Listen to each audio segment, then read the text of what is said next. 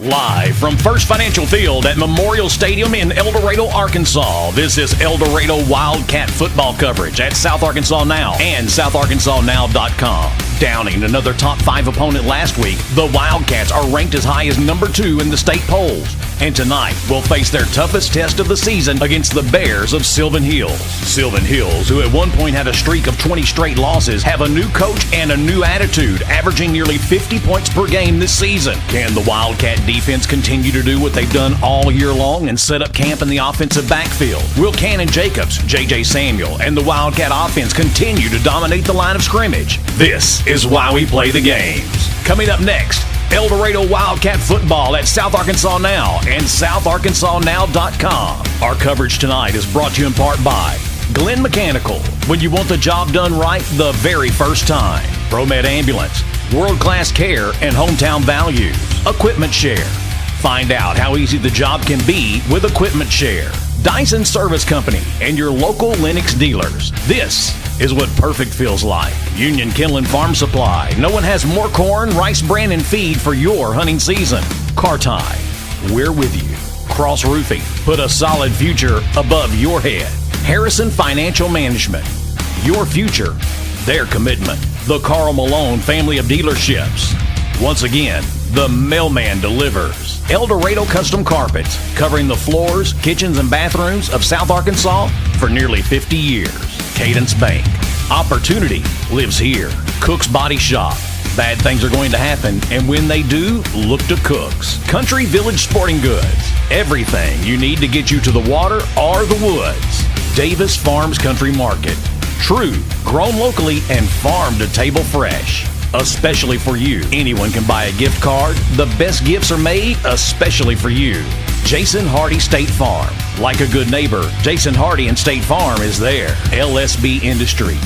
Find extraordinary at lsbindustries.com. The Rushing Law Firm. Stop the harassing phone calls and collections when you have someone in your corner. That's the Rushing Law Firm. Murphy Arts District. For the latest information, go to eldomad.com. Southern Sass Image and Design, the official photographers for South Arkansas Now and SouthArkansasNow.com.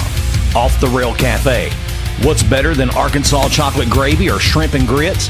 How about eating them in a rail car built in 1883? Lanxess. Call 811 and know what's below before you dig. Madhouse 101. Whether it's a romantic date night or live entertainment, you can find it all at madhouse101.com.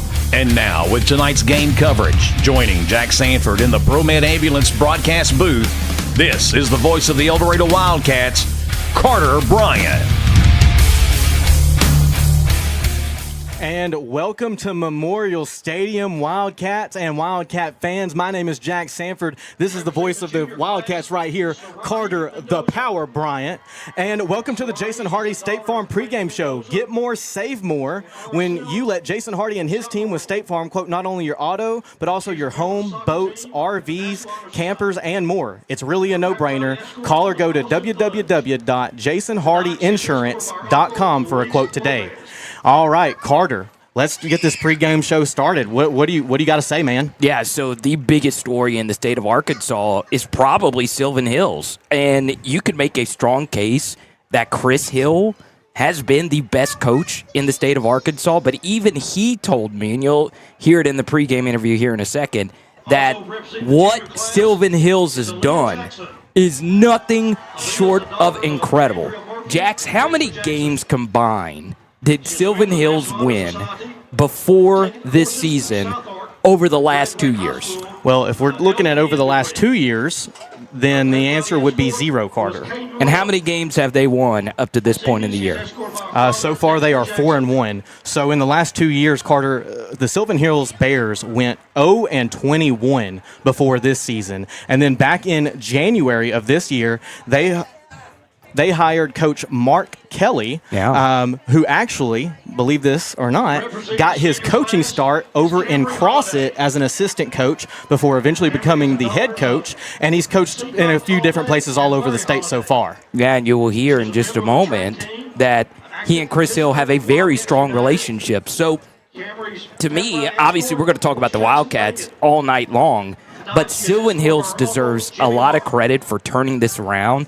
I can't remember a first-year turnaround quite like this. They actually won 3 games the year before those 2 goose eggs. So to already have more wins this year than what you've had in the previous 3 years combined is nothing short of incredible. But after the Chris Hill interview, there is one interesting blemish on their resume. I like it. And, Carter, you talked about how it's impressive that in the 1-year turnaround that this program has done. And just to give the people at home just a little bit better of an idea of the coach that the Wildcats are going to be facing up against tonight, I've got it right here. Coach Kelly has been a Triple A Head Coach of the Year award recipient, a Broyles Award for Best Assistant Coach recipient, National Federation of High School Sports Arkansas Football Coach of the Year, and Little Rock Touchdown Club named him 6A Coach of the Year. These are all awards that he's won over the last few years, and his team has averaged 40-plus points during his career. Yeah, so this El Dorado defense is going to be tested. They're going to need number 30, JaValen Jr., to step up big. And then, of course, the star for this defense, number 1, Ja'Cory Lumsey, on the second level next to Bertavion Brown. They have been nothing short of incredible. You're right, Carter, and that's exactly what's going to be important. But before we start talking about keys to the game, let's go ahead and take a quick break. And when we come back, we're going to have the interview with head coach Chris Hill. Yeah, let's do it. Let's go. More product than ever in the store history. That's what's happening at Union Kennel and Farm Supply. A huge sale is going on right now, including 50-pound bags of deer corn, only $6.50 per bag. 50-pound bags of rice bran, marked $1 off. No one, absolutely no one, has a better selection of small animals, birds, reptiles, saltwater and freshwater fish than Union Kennel and Farm Supply. 1100 West Hillsboro in El Dorado. Or call 870-864-9229.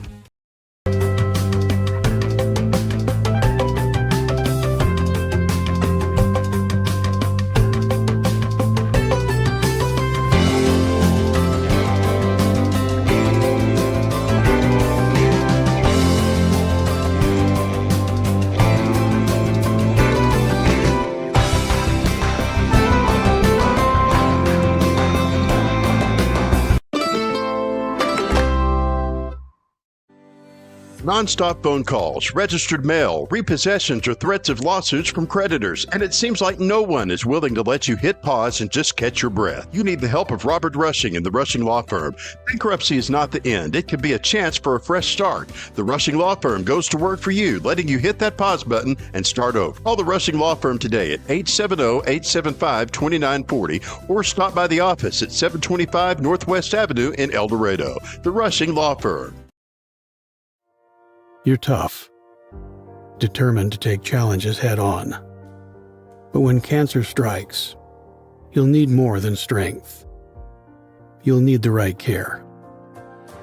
We provide the tools you need to fight and the compassionate care you need to keep going. Every step of the way. Carti. We're with you. Welcome to Pregame Show coverage brought to you by Jason Hardy State Farm. Get more and save more when you let Jason Hardy and the State Farm crew quote not only your auto, but your home, boats, RVs, campers, and more. It really is a no-brainer. And now, Carter Bryant sits down with Coach Hill to talk about last week's game and what the Wildcats could expect to see on the field this week. So here with Coach Hill is the voice of the El Dorado Wildcats, Carter Bryant. Homecoming week. Coach Chris Hill joins us for the pregame show interview brought to you by our friends at Jason Hardy State Farm. What time did you get back last week from good old Marion, Arkansas? Well, the time I got home, took a shower, I looked at the clock before I went to sleep. It's 3:31. This is something I want to bring up before we talk anything football. So the kids get back at 3:30, and the next morning I was DJing a cancer fundraiser, the Team Corey Cancer Foundation. And what do I see? A couple of your players out there helping out, actually running the race. So this is a team full of high character individuals, son, Coach. It really is. It's somebody we stopped ate at Nick's Barbecue in Carlisle, and the lady there, she was just, Coach, how do you get your kids so well behaved? How do you get them? How do you get them so quiet? We've had teams there all the time. Nobody's ever this quiet. I said, we got good kids. They got good mamas or daddies or grandmothers, whoever's raised them at home, aunts, uncles, are doing a great job. And when you got good kids, man, it makes your job so much easier. But them being there does not surprise me at all. Like I said, we have a great group of kids. Now again, you're dealing with 75, 15, 16, 17-year-olds. They're going to be some rough patches every now and then. But man, for the whole, you get two guys, you get me and you together. One of us is going to be a knucklehead at some time. Right. So, our kids, they handled the bus ride great. Like I said, the lady at the restaurant was so complimentary of our kids, and it just goes back to, they've been raised right, and they know what to do. Now, we may not always do what's right. That's just human nature. But like I said, I'm very, very proud of our kids, the way they handled the trip, the way they played the ball game, and just, just the way they represent our school and our community 24/7. Yeah, so you go on the road and you play an amazing game against Marion that has a lot of really talented players. What really stood out to you after you rewatched the game? I thought our offensive line played really well. We get 3 possessions. The first half, we score every time. I thought our offensive line played well. I thought on defense, had a couple breakdowns of defense, but I thought we were very physical. They have 2 D1 running backs, and we held them to less than 100 yards rushing as a team. So I thought we was very physical on defense, able to get some big 4th down stops. Really the only, the play that bothers me is we're up 28-14.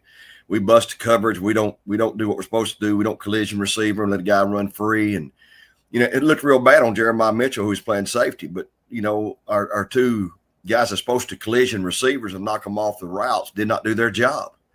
And, and I told him, I made him apologize to Jeremiah Monday. I said, you made Jeremiah look bad. And it wasn't his fault, just to the common person watching the ball game.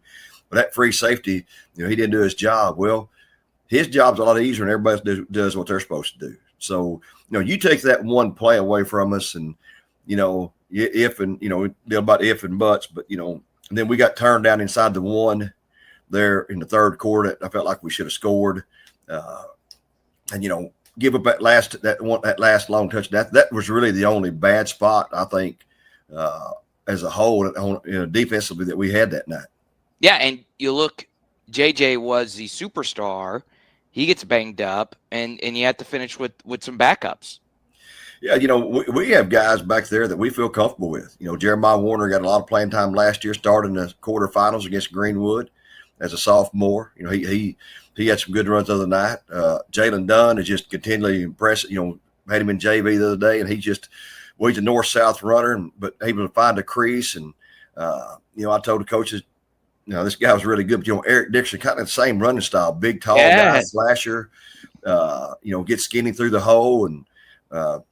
And then you had Ja'Cory Lumsey come in there and got him a carry, got him a touchdown. And then this week, we've also been working with Brett Tavion Brown. He's got the potential to be a very good running back. So, we'll do it. If JJ can't go, and even if he can go, we may do it running back by committee anyway. Yeah, I think it's important to have depth because JJ's one of the best high school running backs you'll see, but you can't just have one, and it's very nice to have all of them. So now, Coach, this is a question that you dread as a head coach. It's homecoming week. That means it's distraction week. You have homecoming courts. You have the rolling and people throwing eggs at one another and all of that. So what do you tell your team to lock in? Because it could get crazy. Because back in my day, there were some teammates of mine that got a little wild when it was homecoming week. Yeah, that's certainly a concern. We approached that last week. They can't hear that too early. But, I told them, guys, homecoming is for people come back home that's been here. They've moved off to come back. That's why they call it a homecoming. I said, you guys have never left. You're still here, so it can't be homecoming for you. I said, our only business I said, our only business is Friday night at 7 o'clock. If we don't do our job Friday night at 7, everybody's homecoming's pretty much ruined. We got 25 seniors on the team, and I think they're going to do a great job of keeping us focused. We're playing for a conference championship every week from here on out. Especially want to defend our home turf. So it is a chance for distractions, but we got a lot of guys that's played for several years, and I think they understand. We got one shot of winning Friday night, one shot of being successful. There's no do-overs. We can't have them come back next day and let's get focused. We have to be locked in, and I really feel like we had good practice this week, and I feel like our kids will be ready to play.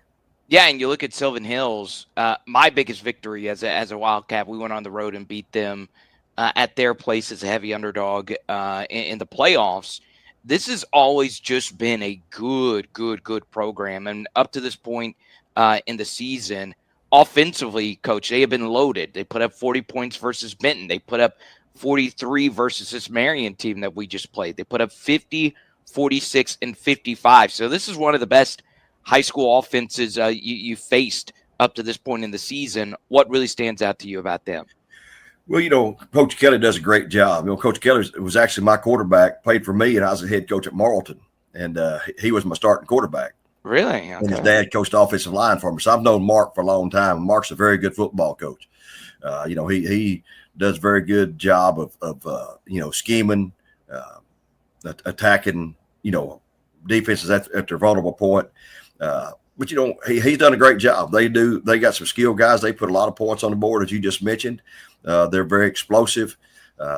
They've been in every ball game. They got a chance to win there at the end with Marion, and they hold on there against Benton. So, they're a very, very good football team, very talented, especially on the offensive side of the ball. And for you, who are some guys under the radar? Because we've talked about Ja'Cory and the Stars. Who are some of these role players for your team that are really getting going? One guy for me was Jackson Pagan. He had the 2 big penalties that helped. Then he had the pass interference penalty. Then he went out there and deep snapped as well. Who are some other under the radar guys that are really helping out the Wildcat football team? Yeah, I think you hit right on the head with Jackson Pagan being one. He does a lot of things for us. He can play inside receiver. He can play outside receiver. We've been working some at corner. He deep snaps for us, covers punts. I think a guy like Spencer Poole. Spencer Poole's played on both sides of the ball, stepped there and playing H-back for us when we go 2 H-backs. He's one. Just that a lot of his stuff's not going to show up in the stat book, but you're not going to win without a guy playing like he plays. He's done a good job. Paxton Strong just catches a lot of ball. He catches some balls, but he gets us in the right. Sometimes he'll check our play. He'll check our play according to the defensive alignment, and he does a great job there. He's top 5% of the graduating class. May not put a whole lot of stats. He may not have 10 catches for 200 yards, but his blocking and getting us in the right play and getting us out of bad plays. Guys like that just you don't really notice them until you start watching them and you think, that guy does a lot of stuff for us. So those are a couple there certainly that do that. This has been our sit down with head coach Chris Hill for the El Dorado Wildcats, brought to you by Jason Hardy State Farm. Like a good neighbor, Jason Hardy and State Farm is there. After this commercial break, we come back with our Karl Malone keys to the game. Bad things happen, and of course, they never happen at the right time. Maybe it's just a little bump and cosmetic damage, or it's turned into a huge insurance claim, and you just don't know where to go next. That's why so many of your neighbors and friends call on Cook's Body Shop in El Dorado. From the minor to the major, Cook's Body Shop is in your corner. Need someone to help you deal with insurance? Look to Cook's. Need advice on what to do next? Look to Cook's. Need a free estimate? Look to Cook's. Bad things are going to happen, and when they do, look to Cook's. serving South Arkansas for 25 years, and all the while expanding and growing throughout the state. Promed Ambulance is proving their motto of world-class care and hometown values. For example, their new mobile integrated healthcare communication center. This state-of-the-art facility allows communication specialists to work directly with local 911 call centers to ensure the closest medical team is always dispatched to any emergency. World-class care and hometown values. For more information and career opportunities, go to promedambulance.com. If you born and raised in Arkansas, make some noise right now. You got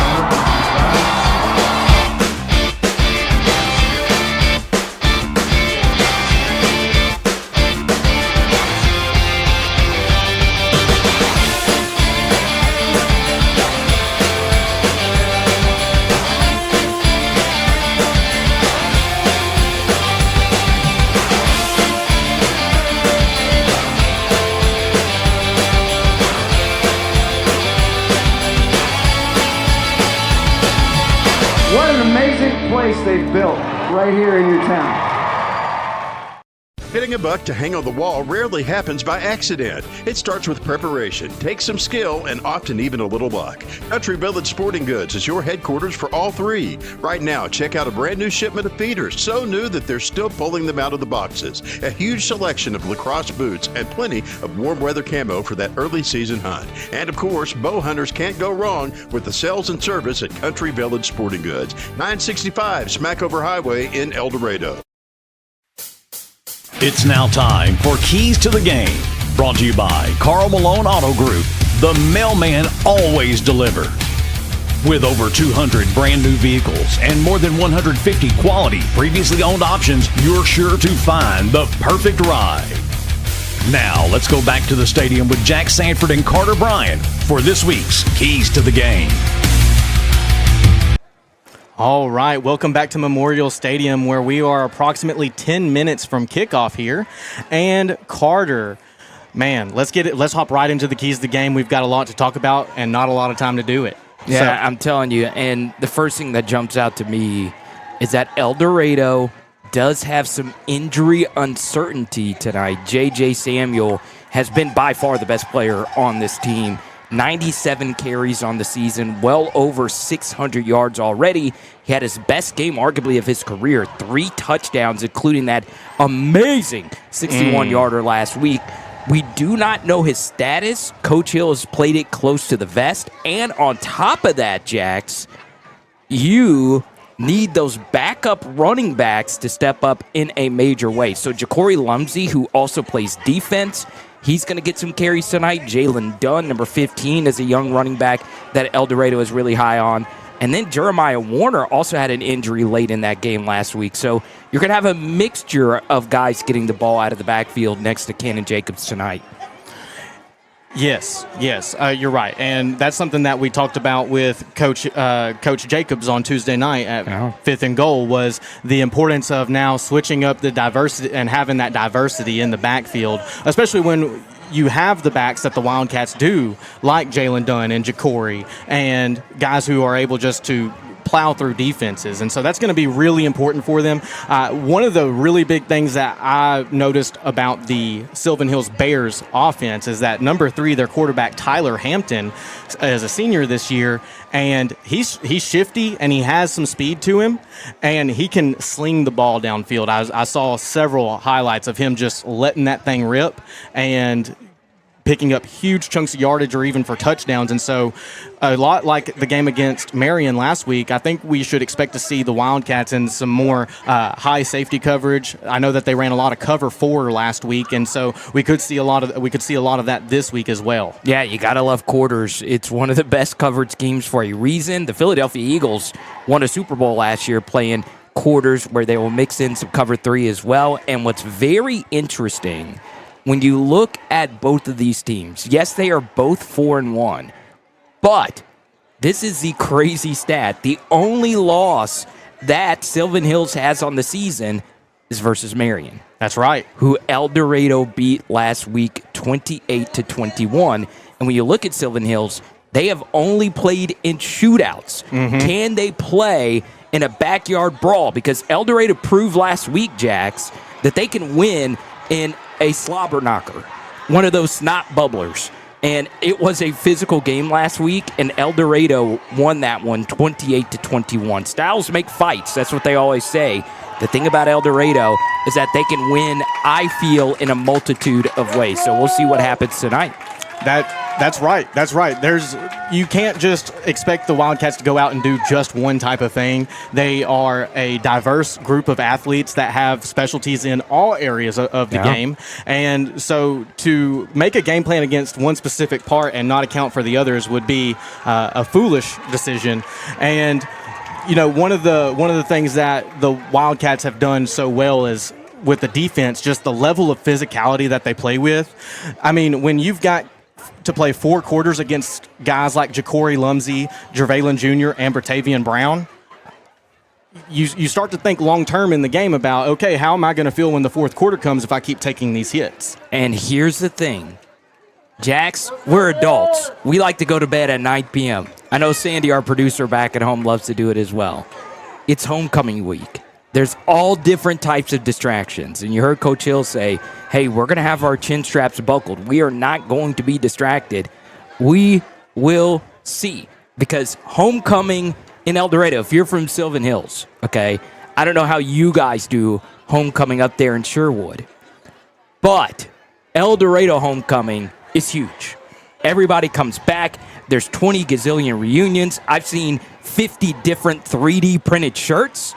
I'm telling you, especially for you, is where you should have gotten it done, by the way. Some of these shirts look a little raggedy, but the truth is, homecoming could be a big distraction. So can El Dorado, after one of the more emotional victories of the Coach Hill era, can they keep focus versus a Sylvan Hills team that is hot right now? That's the big question right now, Carter, is what is this game going to look like? And when you look at the different media outlets around the state who have been talking about coverage with this game, they really don't know which way to put it. Different media outlets are going different ways with who's going to win this game, what the score is going to be. You've got 2 really high-power offenses going against 2. Well, the Wildcat defense is really good. I don't know as much about the Sylvan Hills Bears defense as I do the Wildcats, obviously. But this is definitely going to be a knockout physical game, and it's going to come down to which team has more discipline, which team has more endurance, and which team wants it more, which team has that dog in them. Yeah, and if you were to actually size up the victories, Sylvan Hills going on the road and beating Benton last week was definitely one of the bigger results. I was looking at you, Jax. I believe El Dorado deferred to the second half. I kind of hoped that they were to receive because this El Dorado offense has done a really good job this year getting off to a fast start. So I was locked in on you. Everyone at home knows what we're doing. Did you see it? I wasn't paying attention. Oh, my goodness. I was too busy focused on you, Carter. Dude, everybody at home is better at doing our jobs than we are doing our jobs. You're always supposed to pay attention to center field. That is my fault. That is on me a gazillion %. Whatever El Dorado, I think they said El Dorado deferred to the second half. So we will see what they do here in just a moment. And here come the Wildcats just barreling through. And there was someone that actually fell over. I hope they're okay. And we are about to get underway here. Absolutely. And we've got about 2 minutes until kickoff. So we're going to take a quick break here at SouthArkansasNow.com. A proud member of the El Dorado community, LSB Industries is a leading manufacturer of nitrogen-based products for the industrial and agricultural markets. Working together as one team, our employees are dedicated to creating products that improve the quality of life for current and future generations. When it comes to protecting your home or business, trust the name that's been serving South Arkansas for 3 generations, Cross Roofing and Sheet Metal. From residential roofs to large commercial projects, the experienced team at Cross delivers quality you can see and reliability you can count on. Cross Roofing and Sheet Metal, built on trust, proven by results. Call Cross Roofing today. Put a solid future over your head. Whether it's protecting families from the predators in nature, to helping food taste better and last longer naturally, or just making sure the local ball field is at its best, Lanxess is involved in our everyday lives. With more than 450 employees locally and more than $32 million in payroll each year, Lanxess is doing their part to be a good neighbor and leader in South Arkansas. With that in mind, remember to call before you dig. Know what's below. In Arkansas, it's the law and it's a free service. Call 811 before you dig. This brought to you by Lanxess. Memorial Stadium, where the Wildcats are going to receive first. Get ready for another equipment share kickoff this week. With everything from pipe fitters to excavators, get your project kicked off right with equipment share. One thing you see, Jax, before we get this going, El Dorado has their hands team out there on the front line. So a lot of their better players are there. You've seen more teams elect to play the onside kick game. Sylvan Hills, an aggressive fourth down team, also an aggressive special teams team. And here we go. A fresh 12 is on the clock, and we are underway. And it is indeed an onside kick. And Sylvan Hills will start off with possession. El Dorado was prepared for it. They weren't able to get it, and it was Zeke Carruthers who starts things off with a bang for the Bears. Yeah, Carter, and so Sylvan Hills is going to start off with the ball, which means they're also going to start the second half off with the ball because they kicked here. The ball is going to be placed at the Wildcats' 46-yard line. So now Sylvan Hills is starting the game in great field position when they weren't even supposed to start with the ball. Sylvan Hills has really brought all the energy back into this program. At quarterback, like you mentioned before the game, number 3, Tyler Hampton. He is electric. He'll start off with a quick screen here out to the left side, and it is indeed dropped. It was number 9, Ryan Parham, on the play, and it'll set up 2nd and 10. Well, and be prepared to see a lot of that tonight, Carter. A lot of screens. This Sylvan Hills team is a lot like the Wildcats and loving running those screens. Hampton draped in pink. A little RPO action. Oh, and it's dropped again on the slant. The ball was thrown perfectly there to Jackson Walker, and it sets up 3rd and a mile. All right, Carter, I mean, it would be huge for the Wildcats to get a stop here. It's 3rd and 10, and Sylvan Hills has already made some mistakes. This El Dorado pass rush has been amazing up to this point in the year. To his right is number 22, Isaiah Howell. Sylvan Hills goes to Howell, and it's incomplete. This El Dorado defense stepping up in a major way. And that's going to set up 4th and 10 for the Bears, and it looks like they're electing to keep their offense out on the field. What a change of momentum this would be. You give up the onside kick. Can you turn it over on downs here? Hills back to pass, thrown up, and it is complete, and it will be enough for a first down. And Carter, I feel like that's generous. That is going to be generous spotting of that. I feel like it could have been a little bit closer, and it's hurry up. Lacoby Brent, the number 1 wide receiver, gets it, and it's a handoff here to the right side. It's bounced and finally brought down by number 5, Bertavion Brown. We do have some dirty laundry on the field. Well, let's see what they call here, Carter. Holding on the offense. And Carter, they actually didn't even have the chain set before they snapped the ball there. The hurry-up offense from head coach Mark Kelly. Once again, a close relationship with Chris Hill. You see this quite often in head coaching circles where a mentor will play a mentee. The mentor at home, of course, Chris Hill, has been phenomenal for El Dorado this year. You start off, it's a handoff again to the right side, and Ja'Cory Lumsey wrestles him down. Carter, that's going to set up about a 2nd and 22. Angel numbers 2-2-2. And, I mean, they have very limited options here as far as what they can do with their playbook. And it was number 22 on the carry as well. How about that? I like it, Jax. Back to pass again is Sylvan Hills. And the check down is hit. Once again, it's 22, Howell, and it'll set up 3rd and about 15. Ball's going to be on the Wildcat 39-yard line, and this is a huge third down, and I think that Sylvan Hills might not take a shot here, just try and shorten it up since they know it's 4-down territory for them. Hampton started off the game with multiple incompletions, and it looks as if we'll have a false offside. Oh, no, offsides on El Dorado. I thought there was a little bit of a budge there. El Dorado, one of the more disciplined teams when it comes to offsides.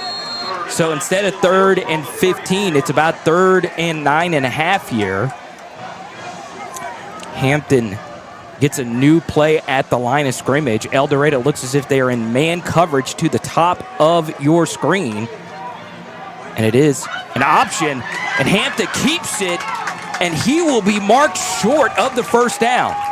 It's going to set up a 4th and short. There's about 9 minutes and 50 seconds left in the first quarter here, and the clock is going to keep rolling, and Sylvan Hills is going to stay in their hurry-up offense. Sylvan Hills, lots of checks at the line of scrimmage. The hurry-up Lane Kiffin-style offense. Bears with trips to the left. Wildcats crowd the line of scrimmage. Hampton trying to find an open receiver. And it's incomplete! The El Dorado Wildcats turn it over on downs. Ja'Cory Wamsey sniffs out the screen, and El Dorado, with the score still tied 0-0, gets a huge homecoming stop. Carter, even though the Wildcats should have started off with the ball here, all that's really happened is now they've got the ball in decent field position, and some time has ran off the clock. No harm done. Some bad news for Wildcat fans. It looks as if number 6, JJ, the best player on this team for El Dorado, will not dress out tonight. It's a handoff to the right side. Warner takes it for roughly 6.5 here on first. And Carter, this is going to be a big thing that Sylvan Hills is going to have to get used to, and that is how physical this offensive line for the Wildcats are and how much yardage they're able to get the running back just themselves. And it does look like JJ did dress out. Hopefully we do see him tonight. It's a jet sweep handoff to Christian Williams to the left side, and he's going to have enough here for a Glenn Mechanical first down. That's going to put the ball on their own 38-yard line, a fresh set of downs. And, Carter, you love to see a first down coming off of just runs, not even having to open the playbook too wide. El Dorado 12 personnel. You heard about Spencer Poole, number 0 in the pregame show. It's a handoff to Warner up the gut, and he will go nowhere. He's going to get stopped right at the line of scrimmage. Sylvan Hills were able just to sniff out that run up the middle and swarm around the running back for the Wildcats. We appreciate everyone tuning in tonight. Once again, it's South Arkansas Now. For all your free coverage of South Arkansas, visit southarkansasnow.com. Cannon Jacobs in at quarterback here for El Dorado. Zone read pull. Cannon will get past El Dorado's 40-yard line, and it'll set up 3rd and medium. It's going to put the ball on the 41-yard line. That's going to set up a 3rd and 7 for the Wildcats. 8 minutes left to go in the first quarter here. And you've got 2 wide receivers on each side of the line of scrimmage. Cannon Jacobs back to pass. The lefty looking for someone to find down the field. And he loses it. It looks as if Cannon was able to recover it as well, and it'll set up 4th and smack over. Carter, that's just something that you cannot allow to happen as a quarterback. You cannot allow yourself to lose that many yards in a 3rd down situation. So now it's going to set up a 4th and very long, backed up in their own territory with the ball on their own 30-yard line. Jordan Hammett, the punter for El Dorado. It's not been a strong suit for the Wildcats. In fact, Sylvan Hills has nobody back deep.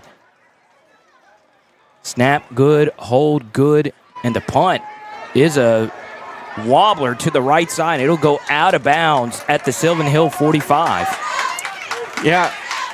Carter, and that was actually a better punt that we've seen from the Wildcats so far. You know, in the Little Rock Christian game, they weren't able to get off hardly the punt at all. I mean, there was one punt that didn't even make it 20 yards in that Little Rock Christian game, and so they've had a change of personnel on who's punting the ball in those situations, and it took an unfortunate hop. It was a little bit short of a punt, but it's in Sylvan Hills territory. Shout out to Cameron Barnes, the homecoming queen. It's a picturesque night here in El Dorado. And it is a handoff to the left side, and finally brought down is number 30 for Sylvan Hills, one of 3 running backs you'll see tonight. That is E.J. Duckery. The Bears in the hurry-up formation, trips to the right side. El Dorado lines up in a Bear front, and Bratavion Brown jumps off sides here. El Dorado. Oh, no. They're going to give it a false start. Wow. It's a false start, Carter. I thought earlier it was a false start and they called offsides. This time it's a false start. That is indeed a false start. Screen to the inside for the Bears. And what a tackle by number 1, Ja'Cory Lumsey. And if he didn't make that one, number 21, Jeremiah Carey, had a crease. That's going to set up about 3rd and 2 for the Bears. 6:17 left on the clock as it continues to roll here in the first quarter. Tyler Hampton, draped in pink for breast cancer awareness. This Sylvan Hills offense has been one of the better ones in 6A. He'll take the snap. He'll look to the right side. The slant is complete to Brent, and he's finally brought down by Lumsey. And it was a tussle there right after he caught the ball. About 4 or 5 Wildcats surrounded him and brought him down. And again, they're back in the hurry up. Bears playing the quick game. It's Brent again, and he's brought down by Marsavius Ishmael. Actually, Carter, I want to make a correction for us. My brother, Mr. Sanford at the high school, informed me earlier today that Marsavius informed him to inform us that it's actually Ishmael. It is Ishmael. So I was told it was Ishmael, but Ishmael, we'll go with that. It is a holding penalty here. It'll knock the Bears back. So a sloppy start for the Bears, multiple penalties. They actually started off this game with 3 incompletions. Clock will continue to roll. 5:30 left in the first quarter here. Hampton back to pass. Incomplete. Overthrown by the quarterback there, and it's still about 2nd and 17 for the Bears. They've got quite a chunk of yardage to gain if they want an easy 3rd down. Maximus Wright, number 52, with some pressure there. El Dorado jumped, but they were able to get past the neutral zone back in time for the snap. It's a handoff to the left, and it's Jervalen Jr. on the tackle, but not after a gain of roughly 6. That's number 30, E.J. Duckery. That's going to set up a 3rd and 10 for the Bears. 5:13 left in the first quarter. Carter, we've seen a lot of running up the left side from the Bears. Hampton back to pass. Steps up into the pocket, and he will be brought down. What a play from this El Dorado defense, and it'll set up 4th and, well, we'll see what the penalty is here. It was a host of Wildcats in on the play, led by number 45, Winston Williams.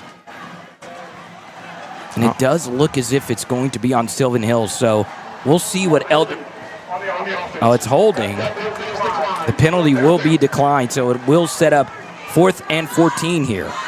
4th and 14. The Bears have a long ways to go here. Wildcats have already stopped them on 1 4th down conversion.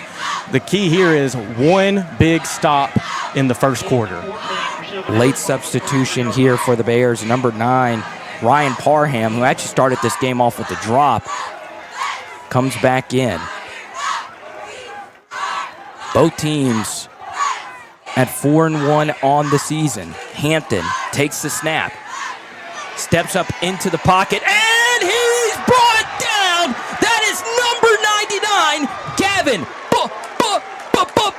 Briggs, knocking him down, and El Dorado will take over in their own territory. Yeah, Gavin was able just to hold on to the jersey of the Bears quarterback there, wrap him up, and just bring him to the ground. It's going to give the Wildcats the ball on their own, a 41-yard line. Cannon's going to come back out, get under center, or excuse me, not get under center. He's going to line up in the shotgun. Gavin Briggs is a bad man. Cannon Jacobs hands it off to the left side, and we finally see him. JJ the jet plane. Carter, JJ coming into the game adds a whole nother dynamic that Sylvan Hills now has to worry about with just such power and ferocity coming out of the backfield. Cannon Jacobs in an empty set here. Quarterback draw. He spins forward, and it'll set up third and a couple.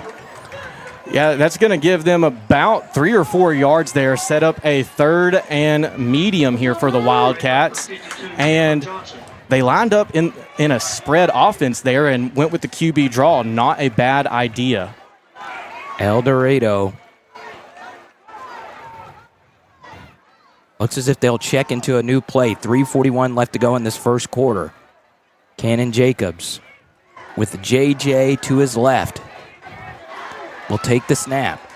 JJ has it to the right side, breaks a few tackles, and that's why number 6 is the best running back in the state of Arkansas.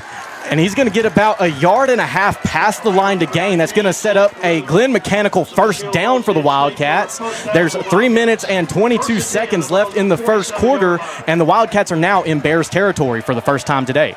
You see, JJ's not just a speed demon. He is a powerful back. They'll spell him here. Number 28, Jeremiah Warner, will check in. Wildcats finally getting some momentum. Oh, and Warner slips on his own feet. Somebody check for banana peels. And so that's going to be right back at the line of scrimmage, just a little bit behind. It's going to set up about 2nd and 12 for the Wildcats with the ball on the 49-yard line, still on the Bears' half of the field. Pearson Cranford, number 55, he finishes blocks nasty. He was all the way into El Dorado territory there. Wildcats play action fake.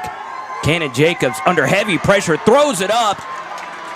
Tried to get it to number 9 Bronson Brock, but there was too much pressure.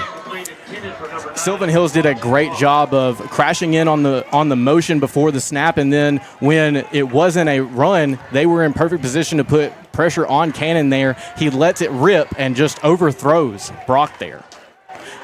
2:27 left on the clock here in the first quarter, 3rd and 12. El Dorado has gone to Paxton in this spot quite a bit. They throw it to Christian, and it's incomplete. And so that's going to set up a 4th and long for the Wildcats. And they aren't really a punting team, so I expect to see the offense. And the offense is going to come out. Special teams unit is going to roll out. And it's going to be another punt for the Wildcats. A bizarre start to 2 of the better offenses in the state of Arkansas. Goose eggs on the scoreboard here. A beautiful homecoming night in El Dorado. Snap is good. And Hammett blasts a moonshot.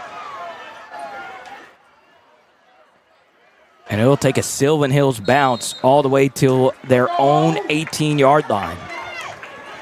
With 2:16 left to go in the first quarter, Carter, this isn't like a game that we've seen so far this season. No scoring in the first quarter so far. Great defensive play, hard tackles from both sides. This is going to be an interesting game. And Mark Kelly, he's not just good friends with the head coach of El Dorado, Chris Hill. That is one of his mentors on the opposite sideline. It's a handoff up the gut, and Jacory makes yet another tackle. Carter, one of the amazing things about Jacory is not only his level of physicality and his athletic ability, but also just the high IQ that he plays the game with. Snap again in the hurry up to the RPO, and it's incomplete. And so that's going to set up a 3rd down for the Bears back in their own territory. They're still only at about the 20-yard line now. Clunky start offensively for both teams. A great start for number 30, Jervalen Jr. for El Dorado. The left side defensive end has been fantastic. Back to pass is Hampton. He steps up into the pocket, throws it way incomplete. That was closer to you, Jax, than the intended receiver. And will Sylvan Hills elect to go for it here? 4th and 9, deep in their own territory. They will not. It looks as if they're bringing in a new quarterback. That normally means a pooch punt. So that'll be number 8, Caden Burnett. And checking into the game is number 80, Donovan Spida Mitchell, back for this punt. And Spida will have a chance to return it. He has it to the left side. Spida gets knifed down, but El Dorado will have good starting field position on their own 41-yard line. And Carter, he did such a great job of backpedaling into position, and just as he was catching the ball, getting that forward momentum just to get started, and had he been able to dodge that tackle, he probably would have been good for another 6 or 7 yards. Another part of me would want this to be an offensive shootout, but I'm old school. I love a good defensive slobber knocker, and that's what we have here tonight. It's a handoff to JJ, up the left side. JJ, enough for a first down for the Wildcats. That is a Glenn mechanical first down for the Wildcats. They're going to get just across the half-field mark. They're going to put it in Sylvan Hills' 49-yard line. Another first down, 1 minute, 28 seconds, and the clock is rolling here in the first quarter. El Dorado making a few different offensive line substitutions. They've been a little banged up there. And it's JJ again to the right side, and he'll be brought down after a gain of only 1. It's going to set up a 2nd and long for the Wildcats here. 1 minute and 5 seconds, the clock rolling in the first quarter. And Carter, this hasn't been a typical Wildcat start to a game. El Dorado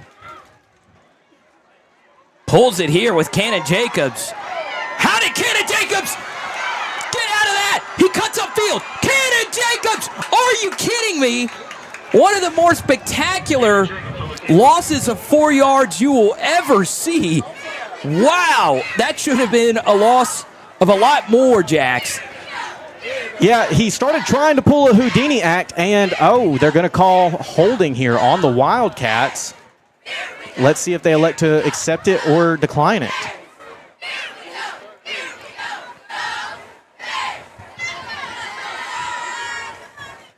Oh, they will decline it. That is fascinating. Holding on the offense. That penalty is declined. So it'll set up 3rd and 12. I thought for sure that they would accept it because it would have been 2nd and 22. So El Dorado catches a bit of a break there. Trips to the right for the Wildcats. To the bottom of your screen, number 7, Jordan Hammett. He's converted a few first downs for El Dorado on the season. Back to pass. Cannon Jacobs has good protection. Hits the goal ball down the sideline, and just over the outreached arms of number 4, Christian Williams. Carter, if he stays in stride and catches that ball over his shoulder instead of turning around to try and catch that very well could be a touchdown for the Wildcats now, but instead it's going to result in the punt unit coming back out. 29 seconds left in the first quarter. A well-designed play by Chris Hill. It was the out and up from Williams out of the slot. Couldn't quite get it. Hammett to punt. Blast this one. And it'll take an El Dorado bounce. And it'll keep dribbling down. They waft it forward all the way to the Sylvan Hills 5-yard line. And with 15 seconds left to go, your score, Spudnut to Spudnut. Carter, I actually drove all the way over to the Spudnut shop on Sunday before church, ready for a Spudnut, and I remembered it was like Chick-fil-A, closed on Sundays.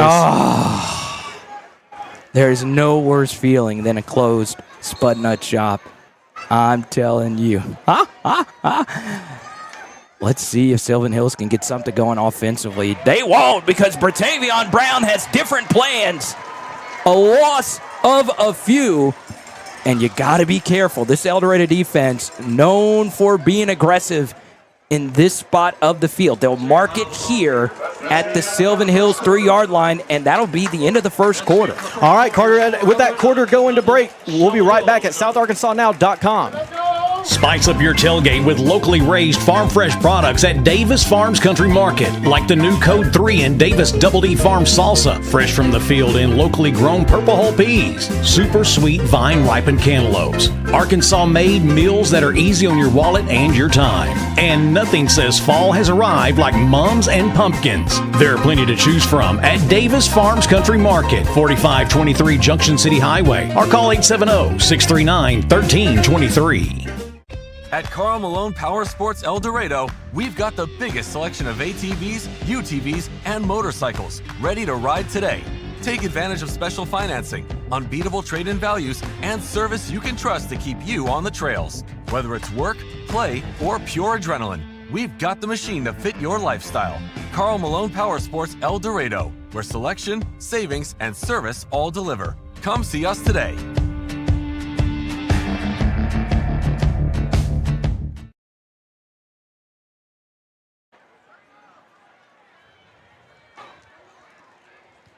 And welcome back to Memorial Stadium, where the score is 0-0. Wildcats tied during homecoming with the Sylvan Hills Bears, also with the same record, 4-1 for both teams. 2nd and 12 with the ball on their own 3-yard line. This year, this El Dorado defense has been exceptional when teams are backed up in their own territory. Wildcats holding the Bears to 0 points in that first quarter. And Marcevius Ishmael is right there, and Ishmael brings him down. Number 21 all season, Jax, has been a star. He did such a great job of crashing into where the ball was, making a play, and then actually, when you're a wide receiver, you cannot have your shirt tail untucked because that's how you go down in that fashion. And that's a false start. Wow. Once again, this crowd, you can't quite hear it from where you are at home. They are loud, and that's why you get those false start penalties. Now on their own 2-yard line, it's 3rd and a mile here for the Bears. Wes Abels has hammered home the importance of coverage mechanics. El Dorado's given up a few deep shots here. It'll be a play-action fake, and it's incomplete. Almost picked off by number 5, Bratavion Brown. So that's going to set up a 4th down with them deep in their own territory here. 4th and 14 for the Sylvan Hills Bears. And they do bring the punter out, Caden Burnett. He is a sophomore. El Dorado will play it safe. They will not have anyone back deep for the punt. And it's a line drive, and it'll take a huge Bears bounce on the Wildcats' own 38. And El Dorado will take over right there. Carter, it was a very, very fortunate roll for the Sylvan Hills Bears there. And that is about a 60-yard punt. I was shocked that we did not see Donovan Mitchell, the reliable punt returner. We saw one caught earlier. They elect to not bring him out. And now El Dorado will start off on their own 38. Chris Hill, arguably the coach of the year in the 6A South. What a season for him. And what a season for number 8, Cannon Jacobs. Play action fake. Cannon spins to the right side. And he will tightrope up the sideline for a gain of 7. It's going to set up a 2nd and short, about 2nd and 3 for the Wildcats here with the ball on their own 45-yard line. And they're hoping to gain some momentum here as this game is ticking down, still 0-0. 11:01 left to go. El Dorado hands it off here to Warner. He's got a crease. Jeremiah Warner slides down to the 44-yard line of the Bears. Huge run by the Wildcat offense there. Great downfield blocking by receivers and by the linemen. That's exactly what you want to see. And the Wildcats do such a great job when lining up in heavy personnel. Number 66, Christavion Meadows, led the way there. It's a handoff again, and this time Warner will be met in the backfield. Tackled on the play by number 33, Jaden Noble. And they're going to put the ball right at about the 45-yard line, so a loss of about a half a yard, make it about 2nd and 11, 10:18 left in the second quarter here. Cannon Jacobs, when he's backed up against the wall, he plays his best. It's a handoff again to Warner to the right side. Warner does a good job pushing the pile some, and it'll set up 3rd and medium. And the Wildcat offense does such a great job of giving different looks. So even though that wasn't a huge gain right there, if you paid attention, Cannon took off to the left there, and had he kept the ball, he probably could have picked up 10, 12, 15 yards. Jalen Dunn checks in for the first time, number 15. Once again, El Dorado really banged up at the running back position tonight. Cannon Jacobs has the snap. They'll give it to Dunn, and he will be wrestled down. A good play there from number 24, Malachi Summons. He was able just to crash in through a gap in the offensive line, chase Dunn back down from behind, and they're going to bring the punt unit back out on the field. 9:12 left to go in the second quarter here with the clock rolling. A field position game tonight for El Dorado. And Sylvan Hills puts nobody back deep. They're suspecting a potential fake from El Dorado. 8:59 left to go. Hammett has it, and he will punt it. And it takes an El Dorado bounce. What a punt from Hammett! And the Bears will be backed up on their own 7-yard line. Clock is at 8 minutes and 47 seconds left to go in the half here.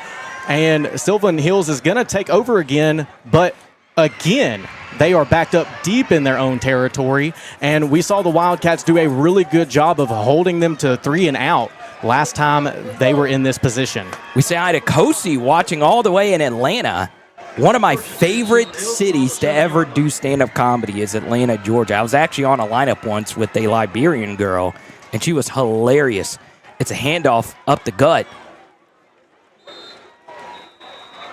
And there's been no laughs for either of the side that they've been trying to get involved. Number 9, Ryan Parham, started the game off with the drop, but he's able to pick up a first down. 8:17 left to go in this second quarter. El Dorado playing very aggressive defensively, no deep safeties, with 6 defenders on the line of scrimmage.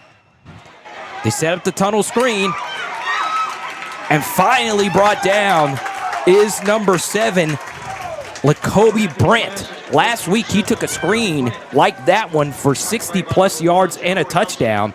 Thankfully, number 1, Ja'Cory Lumsey was there on the tackle. Another quick screen to the left. And a great tackle from number 19 for the Wildcats, Jaquavion Hampton.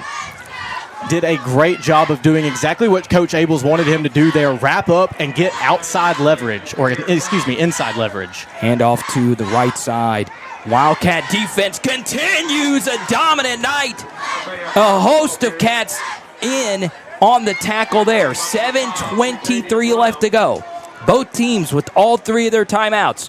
Goose eggs on the scoreboard. El Dorado fans, please hit that like button. Please subscribe and share the stream. Brought to you free here on South Arkansas Now.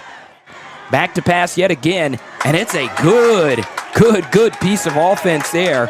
Hampton completes for the first time to number 18, Caden Williamson.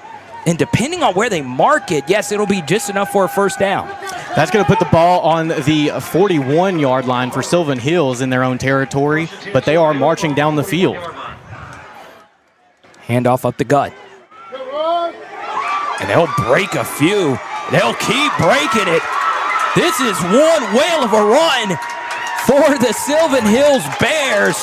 Looking like Jerome Bettis was number 30, E.J. Duckery. Wildcats were trying really hard to strip the ball from him there, but he had a death grip on the ball and was able just to shake Wildcat defenders off of him. And hurry up offense. Wearing down the Cats a little bit. It'll be Duckery again. Spencer Poole on the tackle there. And Ja'Cory came in with the assist on the tackle, and that was a hard hit, Carter.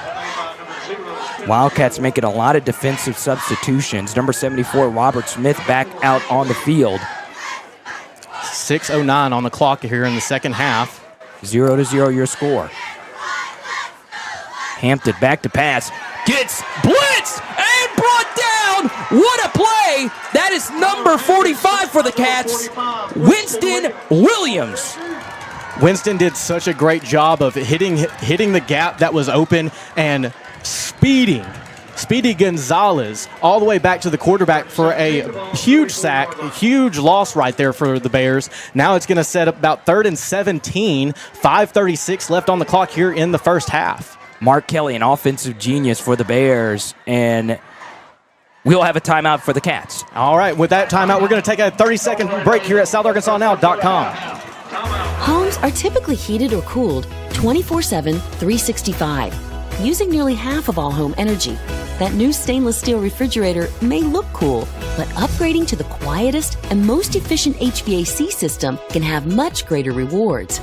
Choose a system with a Wi-Fi-enabled thermostat, so the most important appliance in the house is also the smartest, allowing you to set the perfect comfort level from anywhere. Presented by Lennox. Learn what perfect feels like at Lennox.com. And welcome back to Memorial Stadium, where your score is still 0-0. 5 minutes and 30 seconds left to go in the first half here as both teams break their huddles, get ready to come back to the line of scrimmage. 3rd and 17 for the Bears here. Just made it across into Wildcat territory on the 44-yard line. How shocking is this that both offenses haven't scored yet? Well, it's pretty shocking. Both teams averaging well over 35 points per game on the season. Hampton takes the snap here, throws it, and Brent has it, and he'll have enough to make it 4th and roughly 8. And that's the thing about Brent is he has real speed, so it was a good thing that the Wildcats were able to get the tackle when they did. Hampton back to pass, throws it again to Brent. Depending on where they mark him, it looks as if that'll be enough just for a first down. And they are moving the chains, Carter, so it's going to be 5:06 left here in the first half. Clock is stopped while they move the chains, and the Bears are marching downfield. But, Carter, these defenses are doing a great job against each other. Quick screen to the outside. It'll be brought down inside El Dorado's own 11-yard line.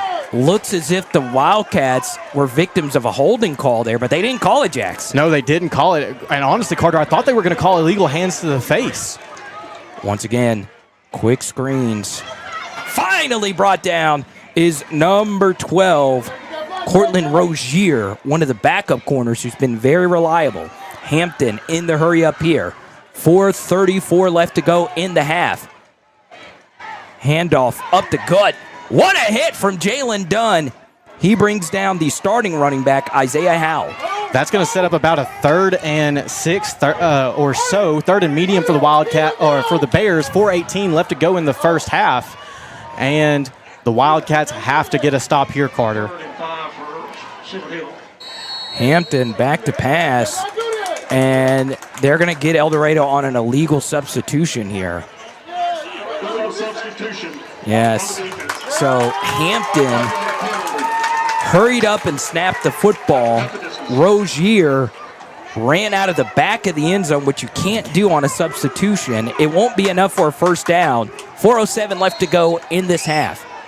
El Dorado holding strong. A goose egg on the scoreboard for the Bears. Unfortunately, that's how many points El Dorado has as well. It's 3rd and 3 with 3:56 left to go on the clock. Bears with trips to the right side. Hampton has it. It's an option to the left, and it will be a touchdown. A great cutback from number 22, Isaiah Howell, and the Bears strike first. That's going to make it 6-0 for the Bears, taking the lead here. Barring an extra point, 3:47 left here in the first half. And, Carter, this is not a familiar position for the Wildcats. It is not. Extra point is up for number 87, Chase Isaac. It wasn't pretty, but it was good. And so with that, we're going to take a quick break here at SouthArkansasNow.com. Buying this boat was a total no-brainer. Okay, I get it. You say no-brainer and the guy with no brain shows up. I'm sorry, we met our new boat. For a new boat? You don't call me. You call State Farm. Like a good neighbor, State Farm is... There? I was gonna say that. He's right. Your State Farm agent can help you choose the right coverage for your new boat and your RV. It's kind of a no-brainer. Easy decision. All right. Like a good neighbor, State Farm is there. More product than ever in the store history. That's what's happening at Union Kennel and Farm Supply. A huge sale is going on right now, including 50-pound bags of deer corn, only $6.50 per bag. 50-pound bags of rice bran, marked $1 off. No one, absolutely no one, has a better selection of small animals, birds, reptiles, saltwater and freshwater fish than Union Kennel and Farm Supply. 1100 West Hillsboro in El Dorado. Or call 870-864-9229. Welcome back to Memorial Stadium for an equipment share kickoff. It's a squib. And Christian Williams will have to pick it up and fall straight down. You couldn't have executed that any better if you're the Bears. He couldn't take any chances, and Williams will take over on his own 20-yard line here. Carter, and this has been a low-scoring game, but you have to remember that these defenses get to practice every week against some of the best offenses in the state. So it's actually not a huge surprise that this is as low-scoring of a game as it is so far, but that was only our second kickoff, whereas we're used to having about 3 or 4 by this point. Warner with the handoff to the right. Cuts back, and he'll pick up 5 here. It's going to make it about second and medium. 3:36 left in the first half here. Just under 4 minutes, the Wildcats are going to try and run the clock down as low as they can and get a score here. Referees do stop the action here. Christavion Meadows, his helmet flew off. El Dorado, a deep offensive line. They do rotate a little bit more heavily than most offensive lines you'll see. El Dorado looking to get an explosive play at some point in this game. Play action fake for Cannon. He spins out to the right side. What a job by Cannon Jacobs to extend the play, and he should have enough for a Glenn Mechanical first down. Let's see where they spotted it. It looks like they're going to leave him just shy. It's going to be 3rd and inches here for the Wildcats. Jackson, the way you make me feel when I do these broadcasts, I feel all the time like I'm having a heart attack. These El Dorado games, they are so tight. It's a handoff to Christian, and he is able to get the edge. Christian Williams pointing out blocks. Christian Williams down to the Bears' 30-yard line. They're going to spot the ball at the 29-yard line. Huge run. Now, Carter, that was a run for about, my math isn't good enough to do that fast enough, but 44 yards, but he had to run about 88 just to get that. Cannon Jacobs hurries to the line of scrimmage. 2:49 left to go in this first half. It's a handoff. Oh, yeah, that's Ja'Cory Lumsey pulling double duty tonight for a nice gain on first. And they're going to spot the ball at about the 18-yard line for the Wildcats. That's going to be enough for a Glenn Mechanical first down. Wildcat football in South Arkansas now. We say hi to Tommy, Brandon, and Little Rock watching us. It's a quarterback keeper. Cannon stays on his feet somehow, some way. It wasn't just Houdini. It was David Blaine mixed with Chris Angel, mixed with whichever magician you could think of. Shin Lim, I don't care. Cannon Jacobs has been fantastic running the football for El Dorado at the quarterback position. Wildcats decide to give Bratavion Brown his first handoff, and he is able to get inside the 5-yard line of the Bears. That's going to be enough for another Glenn Mechanical first down. That's going to make it 1st and goal for the Wildcats, and they're getting diversity in the backfield. Bratavion's going to stay back there, though. Handoff here to Bratavion. He knifes through and says, "Don't meet me at the goal line. There's only reservations for one," and it's number 5 who makes it a 7-6 game. Absolutely. That's going to be enough for a Murphy Arts District touchdown for the Wildcats. It's going to make it 6-7, barring the extra point here. And the Wildcats so far this season have made, I believe, 18 extra points. Bayron Henriquez, one of the best kickers at extra points in El Dorado history, will line up. Cannon Jacobs will take the snap. 2 minutes even on the clock. Snap good, hold good, kick is pure. That's going to make it 7-7. Bears tied with the Wildcats here at homecoming. We'll be right back at SouthArkansasNow.com.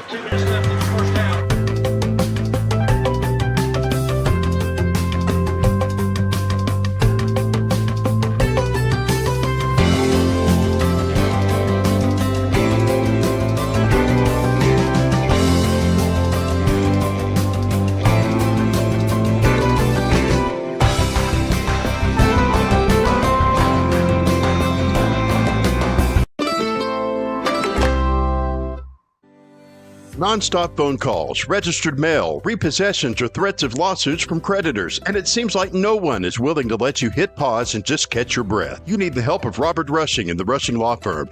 Bankruptcy is not the end. It can be a chance for a fresh start. The Rushing Law Firm goes to work for you, letting you hit that pause button and start over. Call the Rushing Law Firm today at 870-875-2940 or stop by the office at 725 Northwest Avenue in El Dorado. The Rushing Law Firm. Welcome back to Memorial Stadium, where your score is 7-7. 2 minutes left to go here in the first half. It's going to be a 2-minute drill, but before we get started with that, it's going to be another equipment share kickoff with everything from heavy equipment to specialty tools. Get your projects kicked off right with equipment share. Huge touchdown for El Dorado. Number 40, Eric Flores, will kick it off here.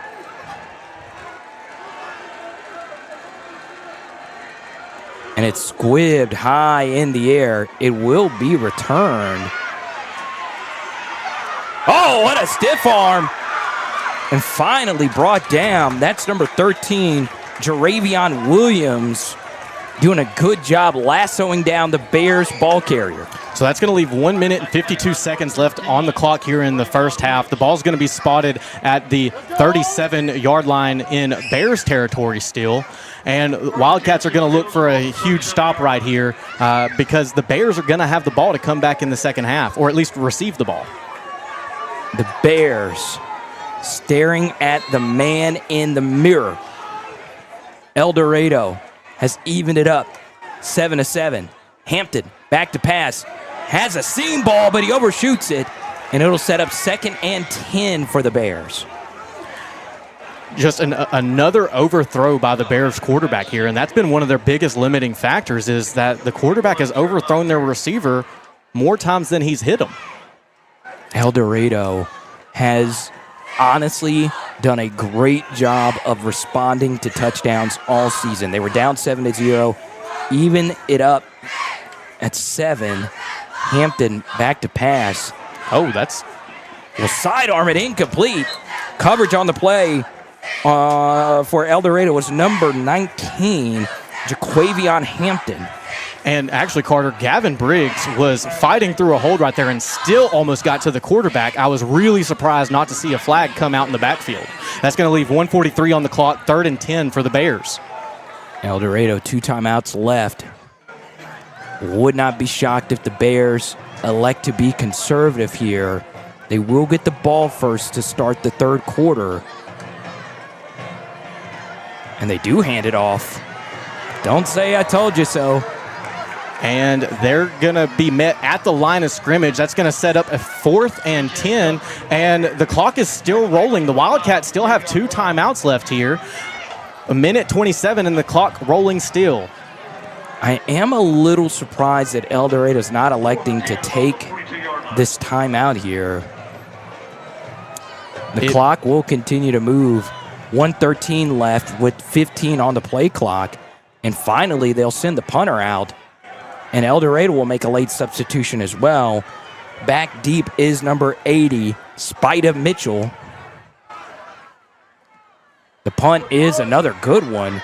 And Spida will let it bounce. It'll be another great Bears bounce all the way down to the El Dorado 15-yard line.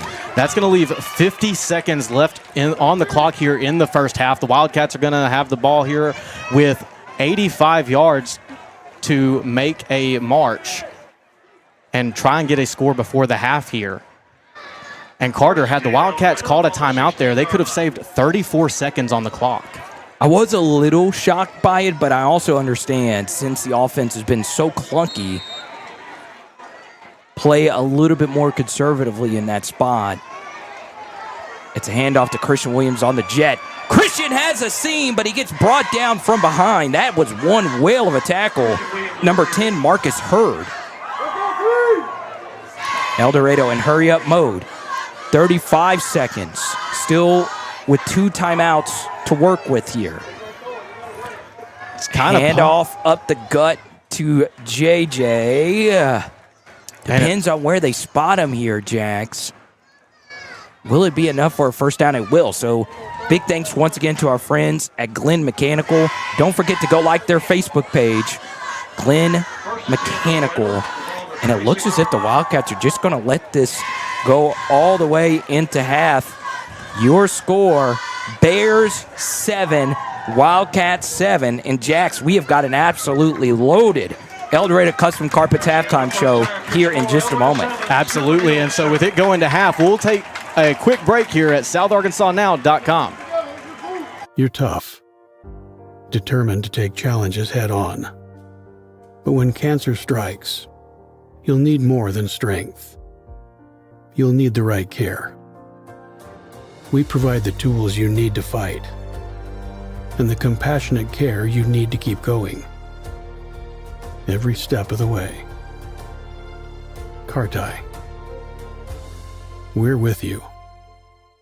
Serving South Arkansas for 25 years, and all the while expanding and growing throughout the state. Promed Ambulance is proving their motto of world-class care and hometown values. For example, their new mobile integrated healthcare communication center. This state-of-the-art facility allows communication specialists to work directly with local 911 call centers to ensure the closest medical team is always dispatched to any emergency. World-class care and hometown values. For more information and career opportunities, go to PromedAmbulance.com. Bad things happen, and of course, they never happen at the right time. Maybe it's just a little bump and cosmetic damage, or it's turned into a huge insurance claim, and you just don't know where to go next. That's why so many of your neighbors and friends call on Cook's Body Shop in El Dorado. From the minor to the major, Cook's Body Shop is in your corner. Need someone to help you deal with insurance? Look to Cook's. Need advice on what to do next? Look to Cook's. Need a free estimate? Look to Cook's. Bad things are going to happen, and when they do, look to Cook's. If you born and raised in Arkansas, make some noise right now. You got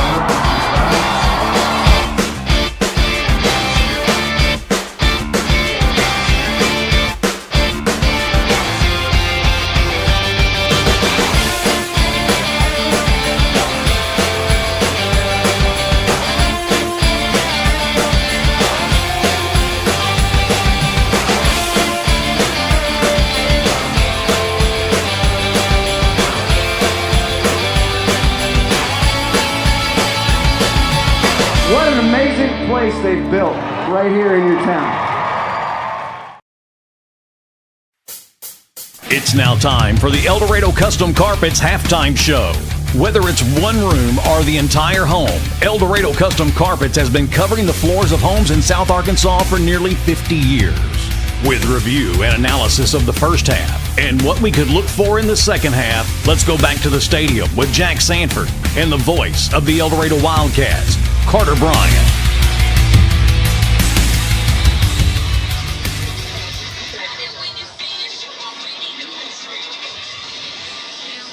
And welcome back to Memorial Stadium, where the score is tied 7-7.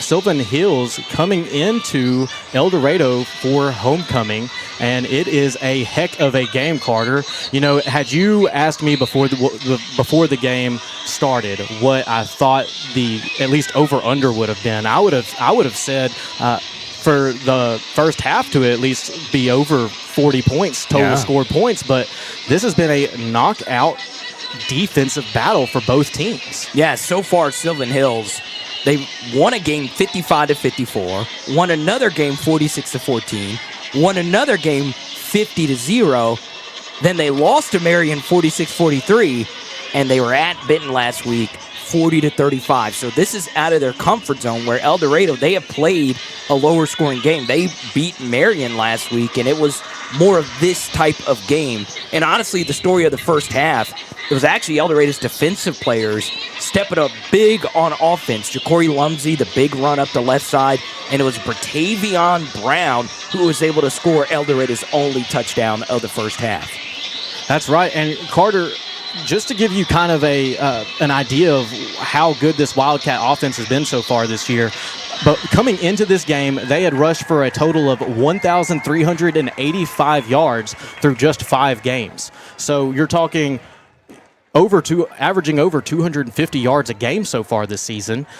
And they have averaged, let's see here, right at around 40 points a game. And so for this game to be tied 7-7 at halftime, we talked about it a little bit in the first half, but these defenses go up against the best offenses in the state every week at practice.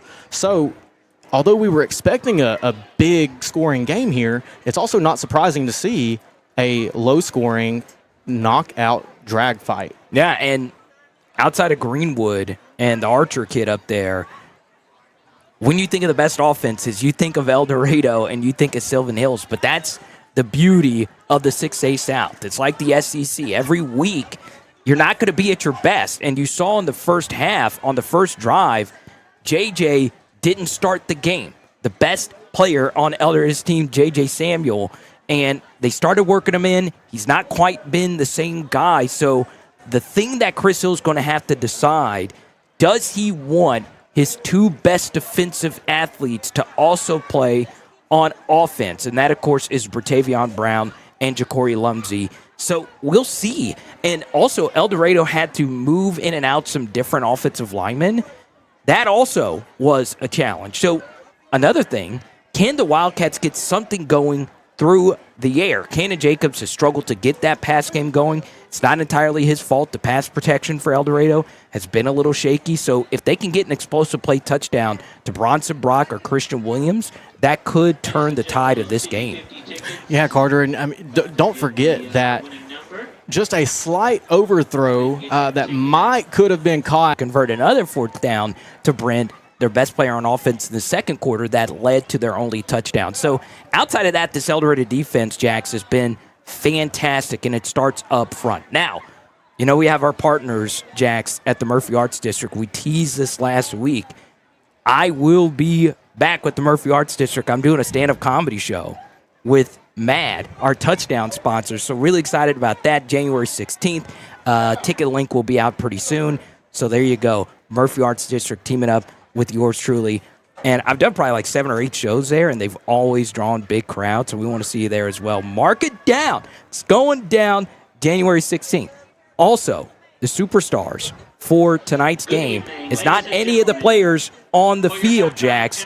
It's the homecoming court. Look at all their beautiful faces right here. Okay, this is super high-quality graphic work right here. High-def photos. I want to shout them out really quickly. Cameron Barnes, Sadie Buchanan, and Cameron Barnes is the queen. Alicia Goodwin, Michaela Aaron, Cameron Holiday, Maid Sarah Mendoza Salaraman. I did not say her last name correctly at all. Aaliyah Jackson, and then, of course, Alicia Freeman. Cannon Jacobs was obviously one of the escorts. Haven Gathright, Kylan Nation, Caden Webb, that's actually one of the escorts as well. Savannah Felton, and if I missed your name, I'm sorry. And Haven Gathright, their parents, of course, good friends with the broadcast. So big shout out to the homecoming court. You always love to see that, Jax. 100%. It's always great to see a good homecoming court, and if you get a chance at any point, take a look at the homecoming crowd for the Wildcats. Memorial Stadium is a large stadium, and so you see gaps over on the Wildcat fan section, but this is a huge stand for them. This is a huge crowd that turned out for this homecoming game, and the Wildcats are hoping to deliver tonight out on the field. Carter, another thing that I wanted to point out is that Sylvan Hills has rushed the ball only 19 times for, I believe, about 60 yards. Most of their yardage has come through from the passing attack. They're 9 for 18 passing, though. Several dropped balls, several overthrown passes. They also have 5 penalties for 26 yards. So the Wildcats are doing better on the discipline side of things. However, I want to go back to the running back situation. With JJ not playing as much this week, we saw Bertavian Brown and Ja'Cory Lumsey come in right at the end of the first half at running back, and I think that's what the Wildcats are going to try and stick with, is leaving their legs for big downs and big opportunities for the Wildcats, and they're going to primarily rely on Dunn and Warner tonight to get the job done on the ground. Pearson Cranford at left tackle is going to need to be big, number 55. He had an amazing first half, opening up a few holes for the El Dorado running game. Christavion Meadows, we saw his helmet pop off. This offense is not the same without number 66 at left guard. Shout out to his mother, Jaquita Meeks, who always shares our live streams. And look, this homecoming crowd, like you said, it's pretty large. There's also quite a few, I would say probably 100 to 200 El Dorado fans that actually sit in the visiting bleachers as well. So packed crowd tonight, and guess what? We'll be back here next week versus a Benton Panthers. So back-to-back home games, and come on out to a game. Absolutely. Carter, with 9:45 left before kickoff of the second half, we'll be right back here at SouthArkansasNow.com. Hitting a buck to hang on the wall rarely happens by accident. It starts with preparation, takes some skill, and often even a little luck. Country Village Sporting Goods is your headquarters for all three. Right now, check out a brand new shipment of feeders, so new that they're still pulling them out of the boxes. A huge selection of lacrosse boots and plenty of warm weather camo for that early season hunt. And of course, bow hunters can't go wrong with the sales and service at Country Village Sporting Goods, 965 Smackover Highway in El Dorado. A proud member of the El Dorado community, LSB Industries is a leading manufacturer of nitrogen-based products for the industrial and agricultural markets. Working together as one team, our employees are dedicated to creating products that improve the quality of life for current and future generations. At the Karl Malone family of dealerships, Ford El Dorado, Chevy El Dorado, Toyota El Dorado, and Karl Malone Toyota of Ruston, the mailman always delivers. With over 200 brand new vehicles and over 150 quality pre-owned options, you're sure to find the perfect ride. Looking to sell? We'll buy your vehicle, paid on the spot. 4 dealerships, one name you can trust, Karl Malone. Because when it comes to great deals, the mailman delivers.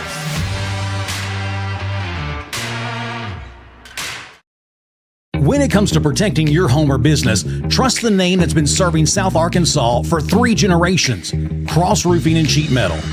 From residential roofs to large commercial projects, the experienced team at Cross delivers quality you can see and reliability you can count on.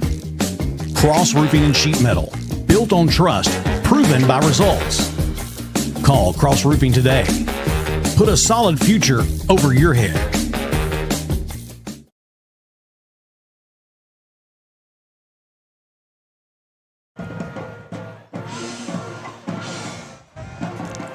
All right, welcome back to Memorial Stadium, where the score is tied 7-7. Wildcats are tied during homecoming against the Sylvan Hills Bears, a team that before this season had gone 0-21 in their last 2 seasons and came into tonight's game 4-1. More wins than they've had in the last 3 years combined. We've got about 7 minutes and 15 seconds until the teams come back out for warm-ups from halftime. And really quick, because we didn't get a chance to do so during the first half because it was nonstop action from both teams, I want to give a shout-out to a few of our sponsors just really quick. Tonight's stream is brought to you in part by Promed Ambulance. World-class care, hometown values. This is the Promed Ambulance Press Box. Huge shout-out to our sponsors. We cannot do what we do without them, and we cannot do what we do without you. If you are watching tonight, please like, share, comment, subscribe. I mean, I've got the Facebook chat pulled up right here, y'all. Savannah Skinner, thank you so much for watching. Savannah is a longtime friend of mine and is one of the athletic trainers for the Wildcat School, or the El Dorado School District. We've also got Mary and Donnie Clark. Miss Bean, who was one of my elementary school teachers. Thank you so much for watching tonight. And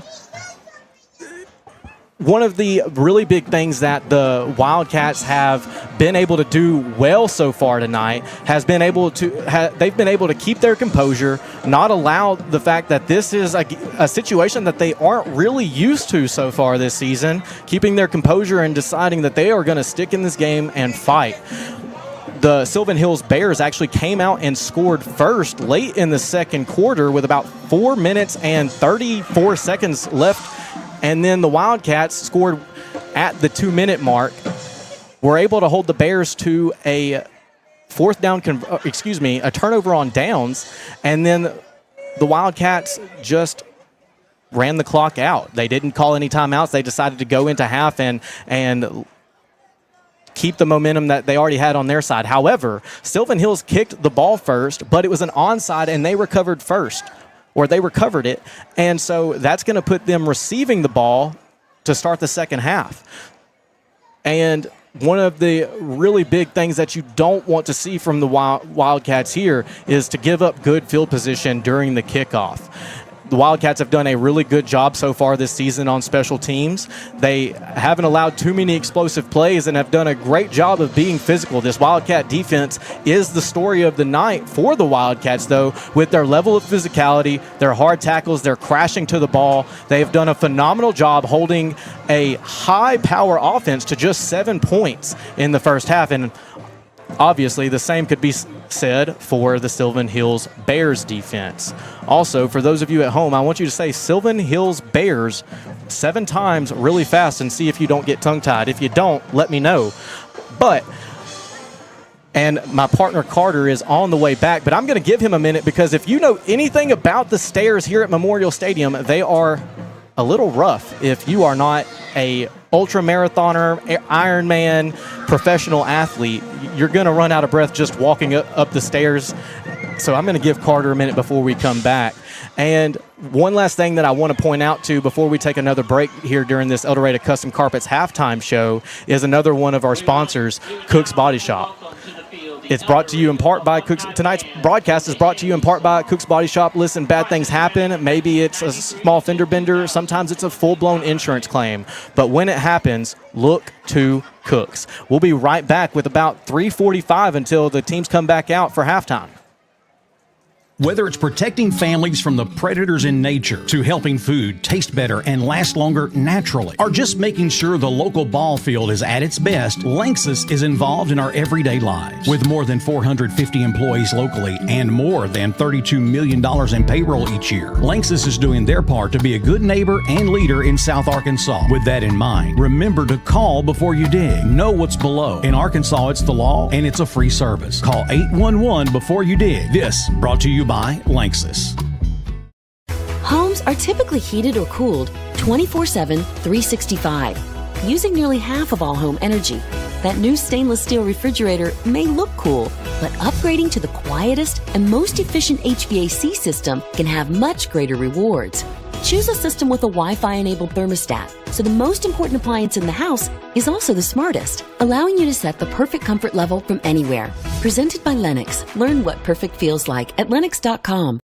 Spice up your tailgate with locally raised farm fresh products at Davis Farms Country Market, like the new Code 3 and Davis Double D Farm Salsa, fresh from the field in locally grown purple hull peas, super sweet vine ripened cantaloupes, Arkansas made meals that are easy on your wallet and your time. And nothing says fall has arrived like mums and pumpkins. There are plenty to choose from at Davis Farms Country Market, 4523 Junction City Highway, or call 870-639-1323.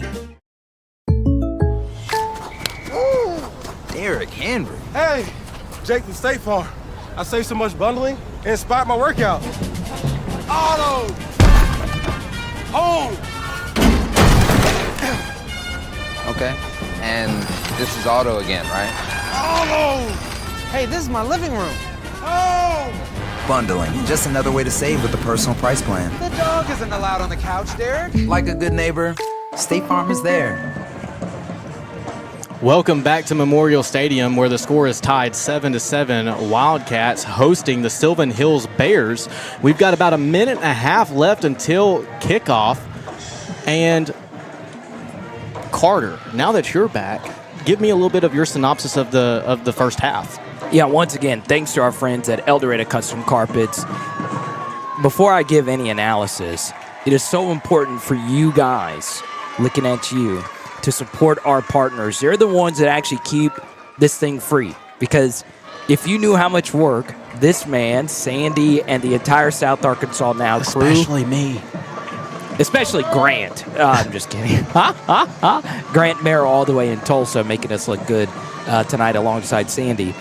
You guys need to support the partners because they're the ones that helped us get all the fancy equipment to make this broadcast look good. Now, El Dorado, they just need to look at the man in the mirror and say, look, what do we need to do to take this offense to the next level?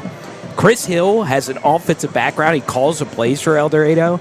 He is not going to be happy that the Wildcats are not dominating the line of scrimmage. Offensively, that's where they've won games all year long, whether it's in run blocking or pass pro. So El Dorado needs to do a better job of that, Jax, so they can get the ball rolling offensively. Yeah, and Carter, we're talking about two coaches who are good friends and know each other really well. So you're also talking about playing a chess game here, and a lot of people don't think about it that way. But when you've got two coaches who know what each other like to call, both on offense and defense, it really does turn into a chess game, and sometimes it turns into who has the more talented person in each position. And so far, it has been a very evenly met game for both sides of the football. And for both teams. Wait, hold on, Jax. I'm not happy with you because you're the one. You're the one that always brings up special teams. You do such a good job for keeping me in line, bringing up how important special teams is. This was a test. I have been shocked how good the Bears special teams has been tonight. Number 8, their punter, has done a fantastic job, and the onside kick to start the game. So essentially, the Bears will get 2 opening half possessions, and that's what you need to do to go on the road and beat a good team like El Dorado. And the Wildcats on special teams, Byron Enriquez, that ended up being a massive extra point. Points are going to be at a premium here. Flores has done a good job kicking the football off, the only kickoff that he needed to have tonight. We'll see how he does on this next equipment share kickoff. Can you get a punt return from Spida Mitchell? Number 80, he's been really good at actually catching the football. If he can return one after a defensive stop, that might be the final score of this game. And, Carter, the Wildcats have done a really good job so far this season coming out in the second half and establishing dominance. We saw it even in the first week against Little Rock Christian, where the Wildcats went into the locker room down 28-0, and by the time the final whistle was blown, it was 35-14. So they outscored their opponent in the second half. Then they outscored Camden Fairview in the second half. That in week 2, they outscored Texarkana in the second half in week 3, and then there was the bye week, and then Little Rock Catholic got outscored in both halves for sure by the Wildcats, and then last week against Marion, I don't know if it was broken down into the halves, but the Wildcats were able to be dominant and then come back late in the fourth quarter, score, and make it a 2-possession game again before Marion scored again to bring it back within 1, but it wasn't enough for those Marion Patriots last week. El Dorado Wildcat Football in South Arkansas now. Don't forget free coverage of basically anything you can think of in all of South Arkansas. I'm looking at you right now. Every morning you should be refreshing the page. SouthArkansasNow.com. Look, we got a lot of old schoolers that watch our South Arkansas Now streams and click every day. We're bringing back the AOL dial-up sound. I'm kidding.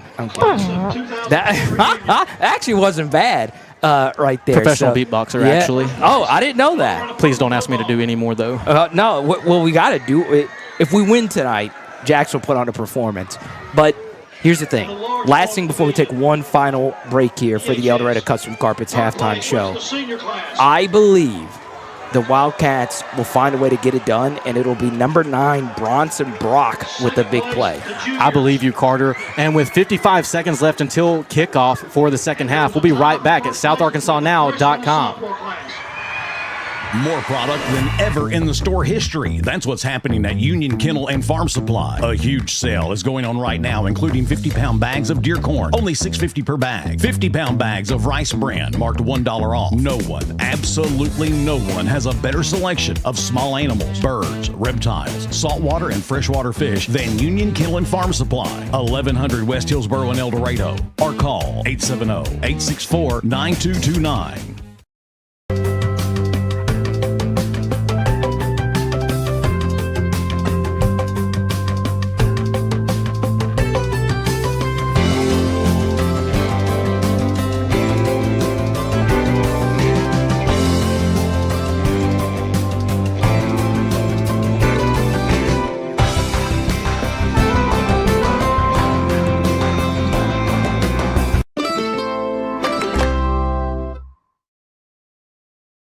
Back to Memorial Stadium as we get ready to kick off the second half here. The Wildcats are going to kick off to the Sylvan Hills Bears with an equipment share kickoff. With everything from pipe fitters to excavators, get your project kicked off right with equipment share. Homecoming night. Love is in the air, but there's no love lost between these two foes. El Dorado has beaten Sylvan Hills in 4 consecutive seasons. And it'll start off here with an onside, and it'll be recovered. Good piece of hands right there by number 16, Eric Ward. That's going to put the ball on the Sylvan Hills 46-yard line as they get ready to take possession of the football first here in the second half.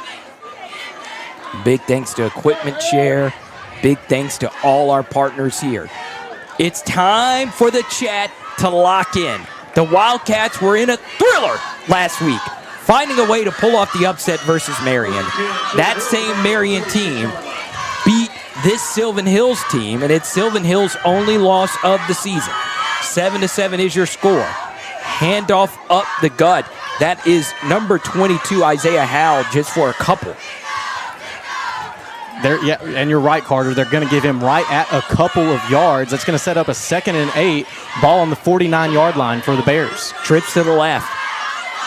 Back to pass, and it's almost picked off, and it is picked off. It is number 30, Jervalen Jr., the defensive end, back into coverage. Batavion Brown was the initial deflector, and El Dorado flips the field with 11:35 left to go in this third quarter. The score's still 7-7. Can the Wildcats take advantage of this big opportunity? Carter, how about that? A recovered onside by Sylvan Hills to start the game, and then an interception for the Wildcats to start the second half. Number 65 for the Wildcats, Blake Deal. Your center will snap it to Cannon Jacobs. JJ to the left side, and he powers through for a nice gain on the play. They're going to give him about 6 or 7 yards there. That's going to set up about 2nd and 3 for the Wildcats, 2nd and 4 for the Wildcats here with the ball on the Sylvan Hills 47-yard line. 2 receivers to the bottom of your screen. It's JJ again to the left side. What a block by number 66, Christavion Meadows, and it'll be enough for a Glenn Mechanical first down. You know, Carter, that's 2 consecutive carries for JJ now, and we only saw that once in the first half of the game, and I imagine it had to be hard for him to sit out and watch the Wildcats, I wouldn't say struggle on offense, but not put up as many points as they're used to. And then we have a situation here. El Dorado's got to switch out their centers. Number 65, Blake Deal. El Dorado was screaming for Deal to fall down so they could get some help to him. Deal has been the toughest cat this season. We'll keep it here. It looks as if this will be a quick injury as Deal is already to the Wildcat sideline here. I don't think the refs want to stoppage here either because of it. 10:48 left to go. And it's time for that LSB trivia question. Did you know that Sylvan Hills has a graduate by the name of Wes Bentley who starred in a television show where the main character of the TV show are the Duttons? Handoff to the left side, and Warner is backed up all the way to Wyoming here.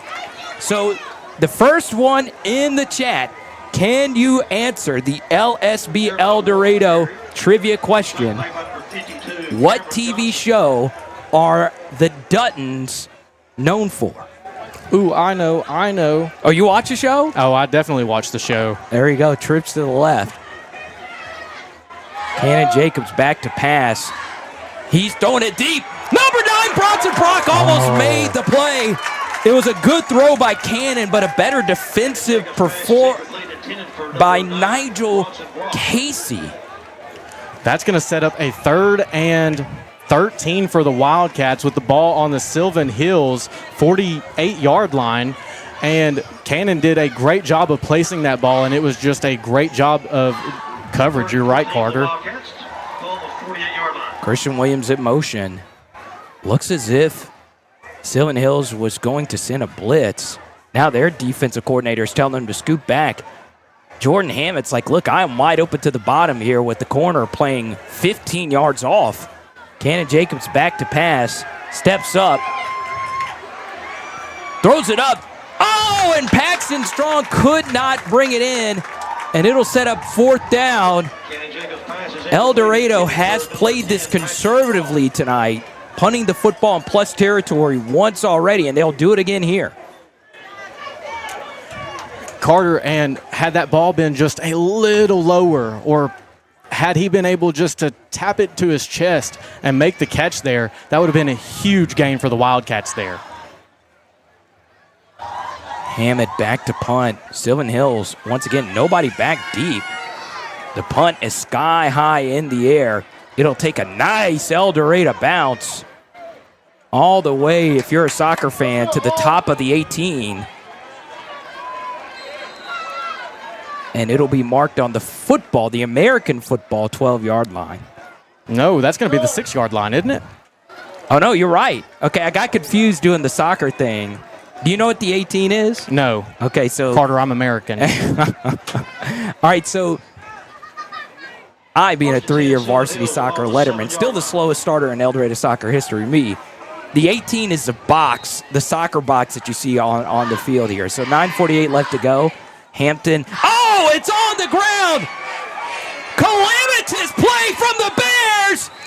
Oh, and he was able to get just outside of the danger zone. El Dorado almost gets a massive safety. And the reliable Tyler Hampton slips out of control there. 9:23 left to go. El Dorado has the Bears backed up yet again. Hampton hands it off to the right side. And it's number 30 again, who's had a good night tonight. That's E.J. Duckery. It's going to be a gain of about 7 or 8. It's going to set up 3rd and 7. 9:05 left to go here in the 3rd quarter, and they're in the hurry-up offense. El Dorado 3-man rush here. And it's again Dent on the comeback route. Depends on where they will mark it. And that'll be the 3rd time that they have gotten Dent on the comeback route. The last 2 conversions were on 4th downs. This time it was on 3rd. And it's a handoff to the right side. And Ja'Cory Lumsey makes a really nice tackle, but not after a gain of a couple from E.J. Duckery. Yeah, that's going to be a gain of about 6. Going to set up 2nd and 4 with the ball on the 24-yard line for the Bears. 8:40 left to go here in the 3rd quarter. Trips to the left. Hampton throws it to the left. And a great tackle by number 5, Bratavion Brown. If he doesn't make that one, we would be calling another touchdown for the Bears. It would have been only the 2nd of the night for the Bears. El Dorado 7, Bears 7. Once again, both of these teams, neither of them have scored under 28 points in conference play up to this point of the year. It's Hampton handing it off to the right side, and it's an amazing play by number 74, Robert Smith. That's going to be a loss of about 6 yards. That's going to set up 2nd and 16 for the Bears. Now back deep again in their own territory. They'll mark them with forward progress. Chris Hill's not happy about that at all. And back to pass is Hampton. Throws it. What a play to, once again, their number one receiver tonight has actually been number 9, Ryan Parham. And that was just excellent quarterback play. Jervalen Jr. smacked Hampton. He sits in the pocket and throws an absolute strike. And with 7:33 left to go in this third quarter, your score 7-7. The hurry-up offense has been a jolt for the Bears tonight. Handoff to the right side. It's cut back. There is room. And Duckery cuts it back again. One man to beat. And he's finally brought down. Good stuff from Christian Williams, but not until Duckery takes it to the Wildcat 15. And that's going to put them in the red zone. Huge gain there for the Bears. And with the hurry-up offense, they've got momentum. El Dorado gets set up defensively. It's Howell on the carry, and he will score. Carter, and these officials have not done a good job of making sure that the chains are set before the play is called. That is not legal in high school football, and it has happened a lot tonight. Very interesting. The Wildcats started off the half strong, and the Bears were backed up to their own 2-yard line, and they work their way all the way up the field. Extra point is a squibbler. Almost Sleepy Hollowed the referee. And number 87, Chase Isaac, misses a big one. And we'll be right back here at SouthArkansasNow.com. Non-stop phone calls, registered mail, repossessions, or threats of lawsuits from creditors. And it seems like no one is willing to let you hit pause and just catch your breath. You need the help of Robert Rushing and the Rushing Law Firm. Bankruptcy is not the end. It could be a chance for a fresh start. The Rushing Law Firm goes to work for you, letting you hit that pause button and start over. Call the Rushing Law Firm today at 870-875-2940 or stop by the office at 725 Northwest Avenue in El Dorado. The Rushing Law Firm. And welcome back to Memorial Stadium, where the Bears lead the Wildcats 13-7 after a missed extra point as we get ready for another equipment share kickoff.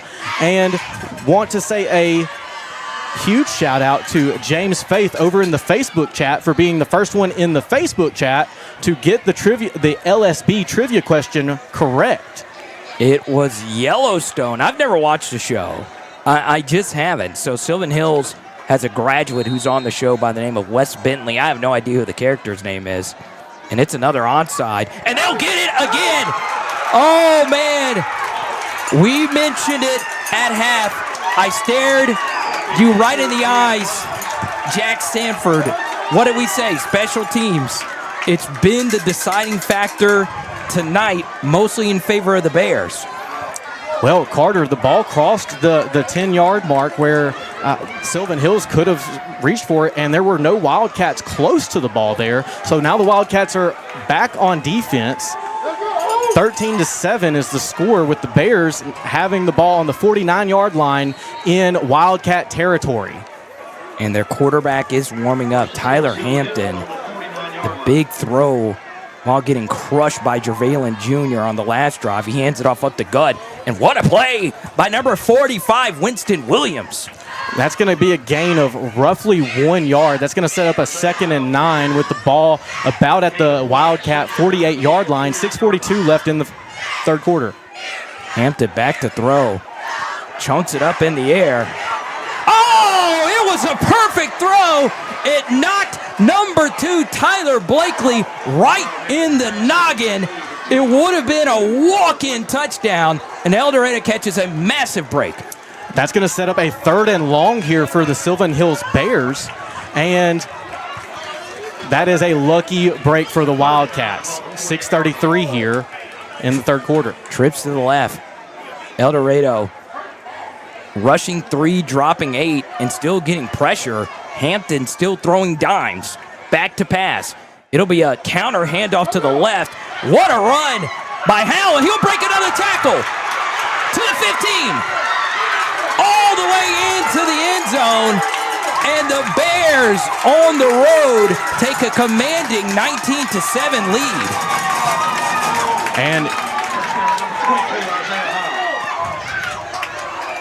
And it has gotten electric over here on the Sylvan Hills side of the field as their fans are excited to go up on the Wildcats by 2 possessions here.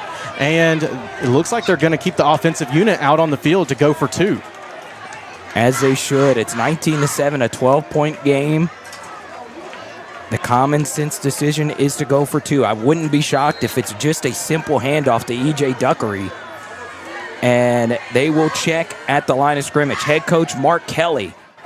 Last season, Sylvan Hills, 0 wins. And it's a rollout to the right side. It's complete.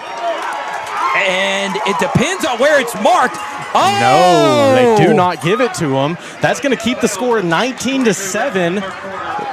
Bears lead the Wildcats. We'll be right back at SouthArkansasNow.com. You're tough, determined to take challenges head on.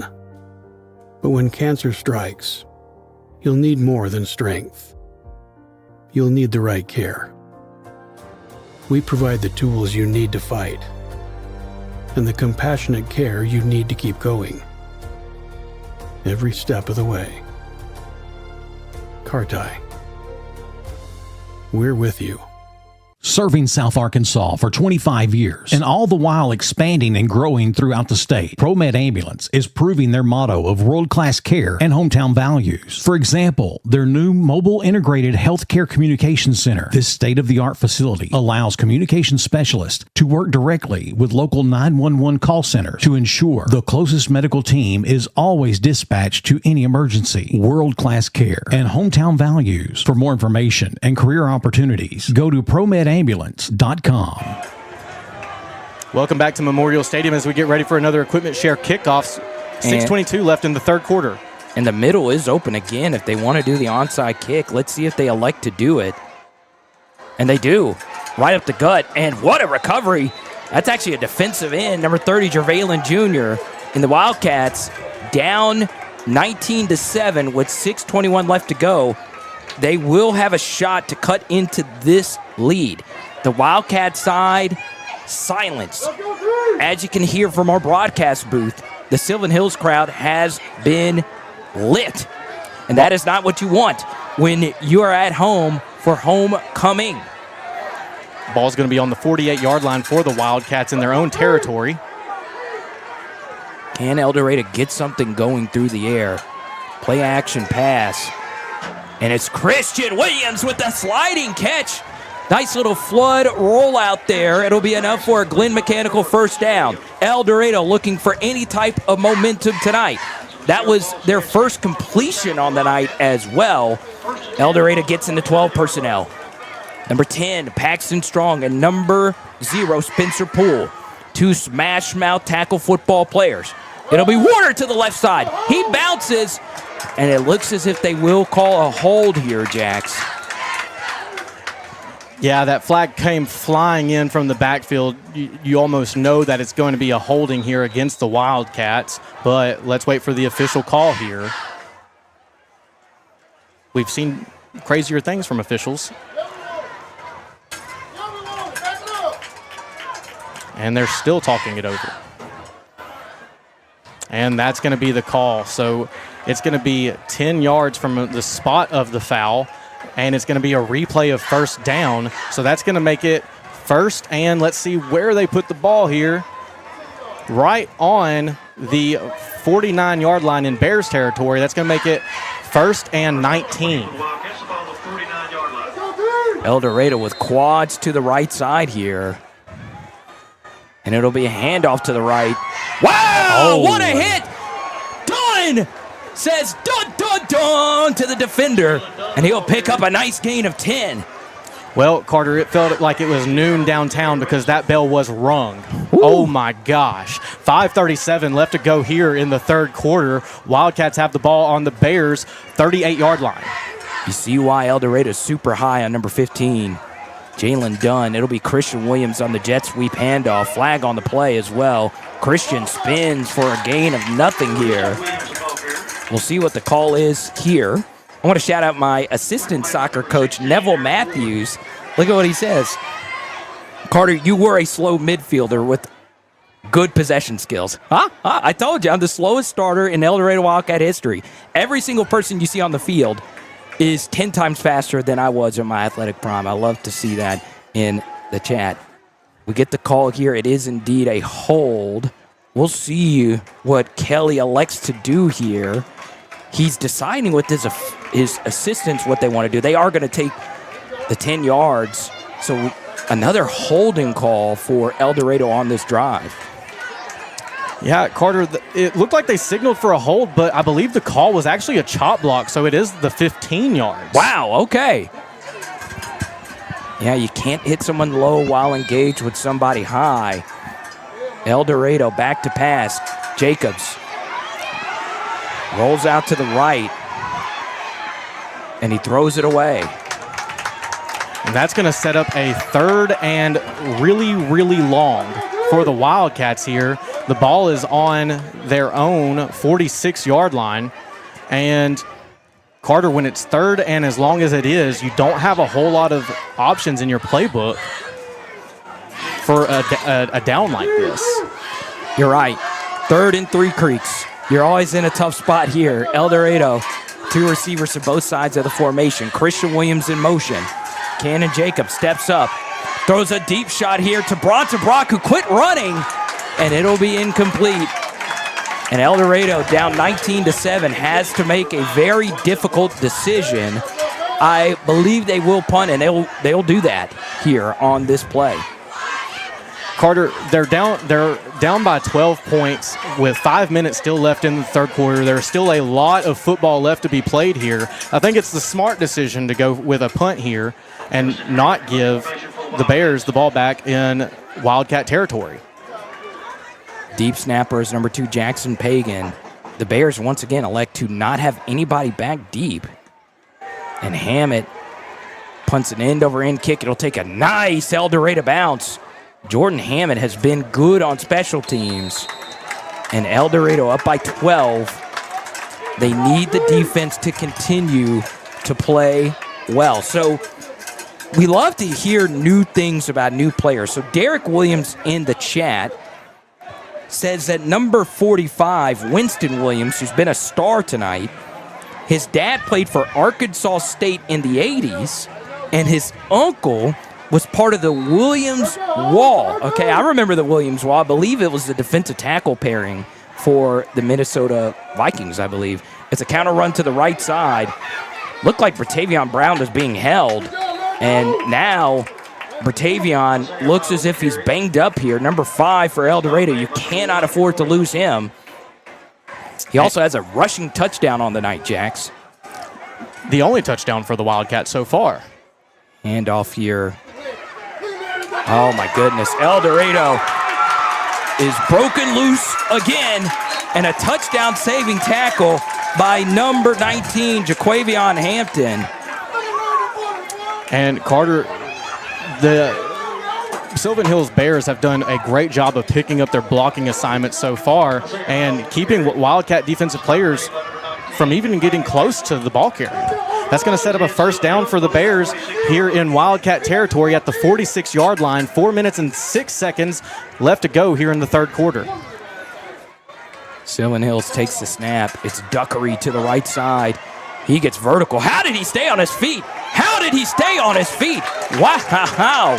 Duckery, number 30, has been a tough out tonight for El Dorado. Carter, they call that proprioception, when you're able to know where your body is in space and time and stay coordinated. And it's Duckery again, bouncing it here to the left side, and he'll be brought down. Jackson's hurry-up offense just so tough to stop. It doesn't give the defense a whole lot of time to get a good read. However, they are spamming counter to the left here, and I'm sure it's just to set up something that happened big down the field later on this drive. And finally, they stop it. It's Bratavion Brown who's grabbing his calf. I don't think he's getting up from this one. And he signals for a trainer all the way over here on the Bears sideline. Let's take a quick break here at SouthArkansasNow.com. Bad things happen, and of course, they never happen at the right time. Maybe it's just a little bump and cosmetic damage, or it's turned into a huge insurance claim, and you just don't know where to go next. That's why so many of your neighbors and friends call on Cook's Body Shop in El Dorado. From the minor to the major, Cook's Body Shop is in your corner. Need someone to help you deal with insurance? Look to Cook's. Need advice on what to do next? Look to Cook's. Need a free estimate? Look to Cook's. Bad things are going to happen, and when they do, look to Cook's. Welcome back. And we are back here. 2 receivers to the right side for Hampton, and there is a flag. It'll be an El Dorado timeout. And while we take a timeout, we're going to take another quick break here at SouthArkansasNow.com. If you born and raised in Arkansas, make some noise right now. You got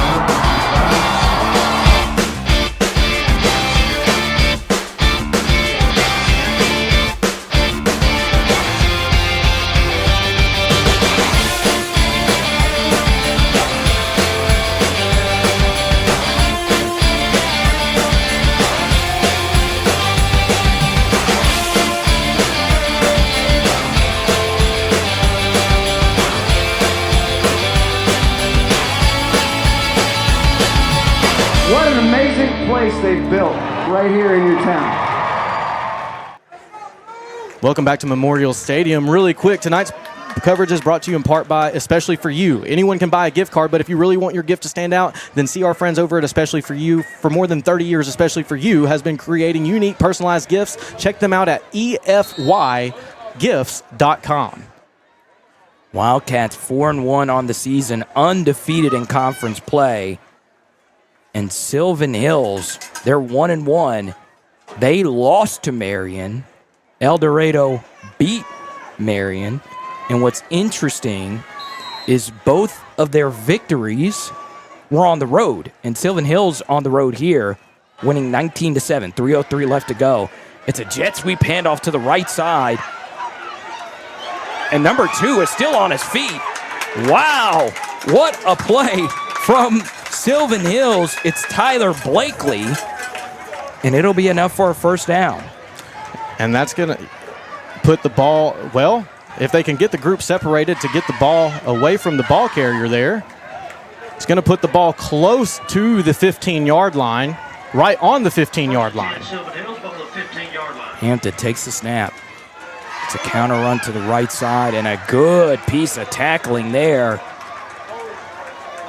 Ja'Cory Lumsey did a great job of getting into the open space, stopping a big gain there, and wrapped him up until he had assistance to finish the tackle. That's going to set up the Bears here. 2:28 left to go in the third quarter. And they will stop the clock for an injury yet again. This is what normally happens. Third week of conference play. Even though these teams do have bye weeks now, you do get a bunch of tired legs. The 6A is a very physical conference. And the Wildcats and the Bears have proven so far tonight that they are 2 of the most physical teams in the conference. You're right on the money there, Jax. And we see in the chat here, Rod Canley wondering where's been JJ. Well, he's been banged up. A lot of Wildcats are banged up, and you've seen it tonight. They will call a holding here. Wow. It looks like they're marking them way back. And that's what Mark Kelly is wondering. Where was the holding call actually, where did it actually take place? Looks like it was more than a hold.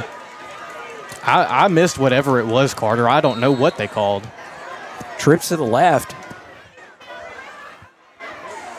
Once again, a lot of checks at the line of scrimmage tonight for the Bears. It's Duckery up the gut, and it's Ja'Cory Lumsey again on the tackle. Carter, and you talked about how there have been a lot of checks at the line from the Bears tonight. Well, when you're running a hurry-up offense and then you do checks, a lot of times you'll catch guys jumping off sides. Hampton back to pass. Goes to his progressions. And that's just as good of a throw and a catch as you'll see. Number 9, Ryan Parham, has been phenomenal tonight for the Bears. Great piece of quarterbacking from number 3, Tyler Hampton. Looked to his right, worked back to the post on the left, And with 2:04 left to go, the Bears take a commanding 25-7 lead. They will go for 2 here. Duckery to the left of Hampton, draped in pink for Breast Cancer Awareness Month. Hampton throws the back shoulder fade, and it's incomplete. El Dorado down by a lot. We'll be back right after this. It's South Arkansas now. Every gift tells a story, and at Especially For You, they help you make it unforgettable. Birthdays, wedding showers, baby showers, graduations, or just because. Especially For You creates one-of-a-kind gifts made to touch the heart. Anyone can buy a gift card, but the best gifts aren't bought. They're made at Especially For You.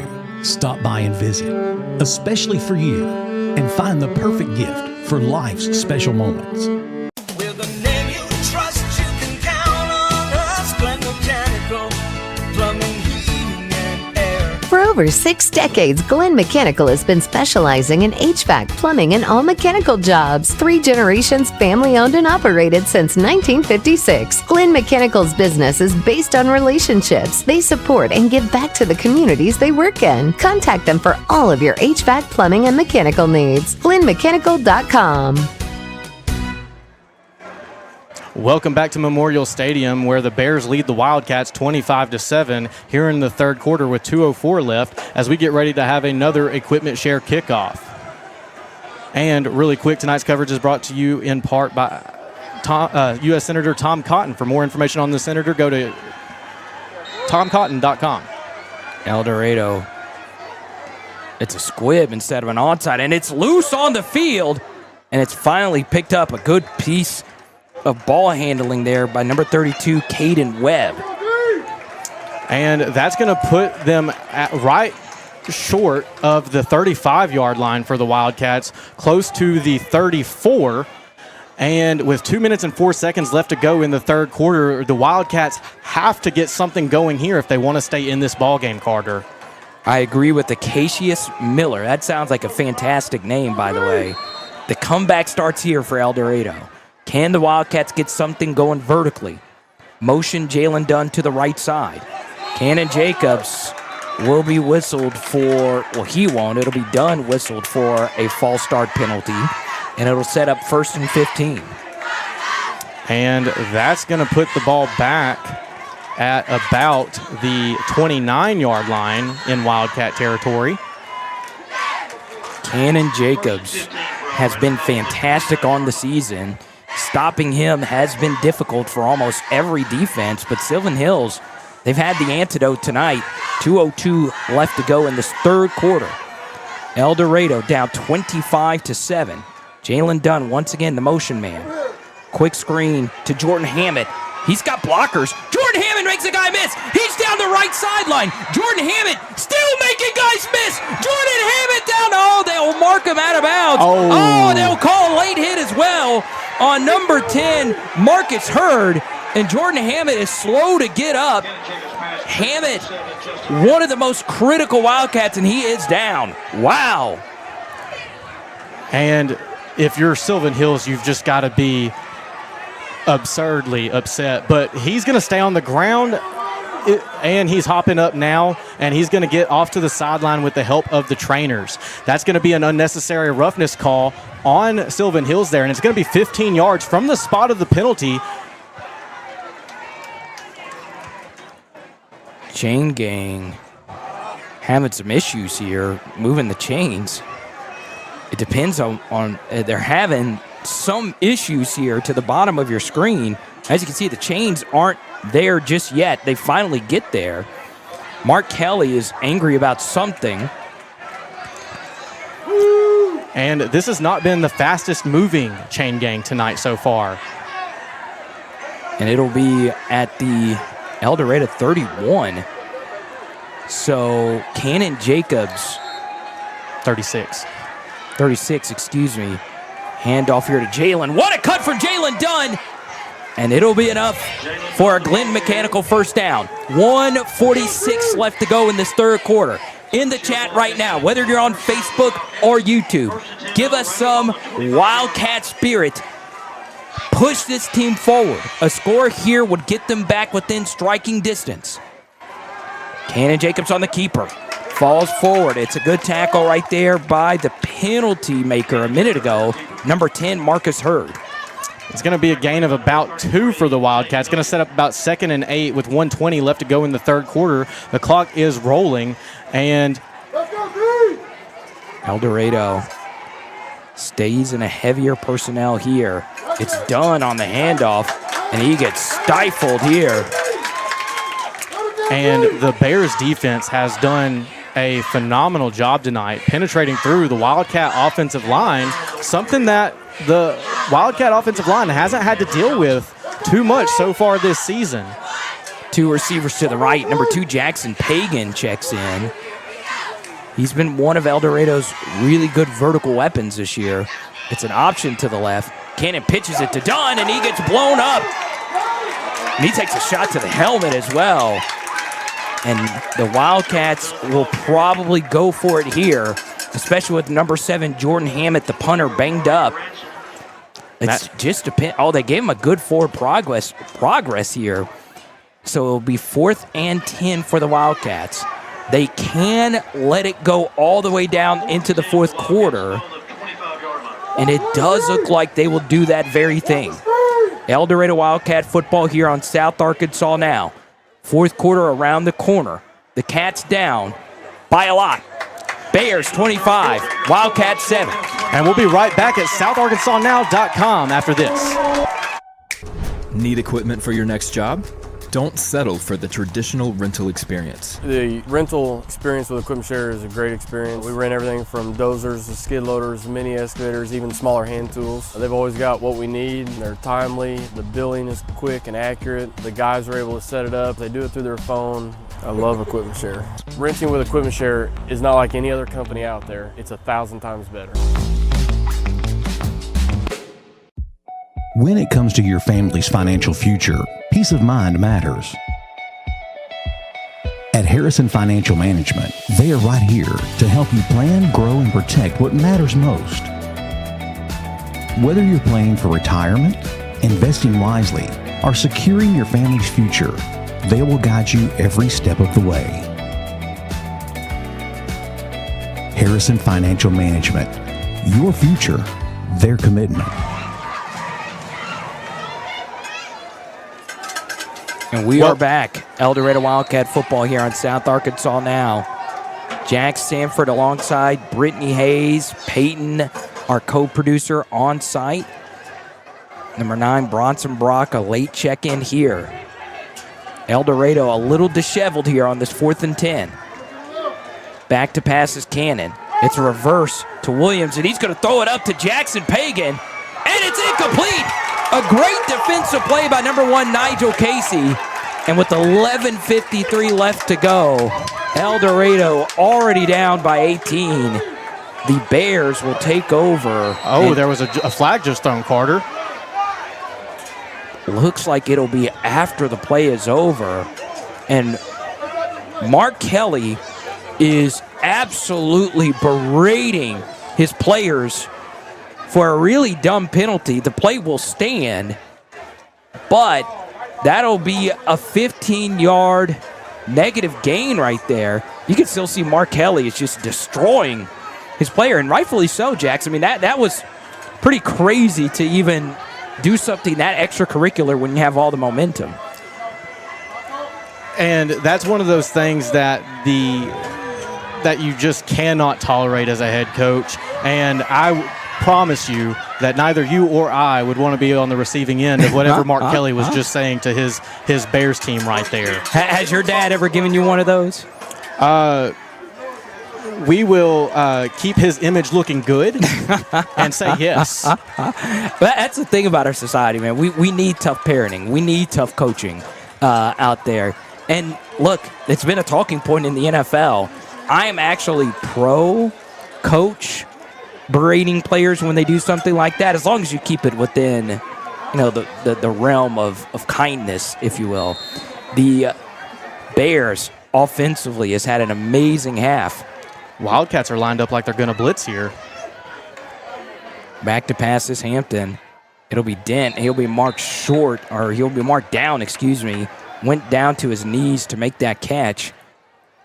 And, Carter, the Bears have done a good job with the pass offense, although the quarterback play has not been at a high level. Yeah, he's missed a lot. He has missed a whole heck of a lot, but those deep posts over the middle has been his bread and butter. And he overthrows again, right on cue there.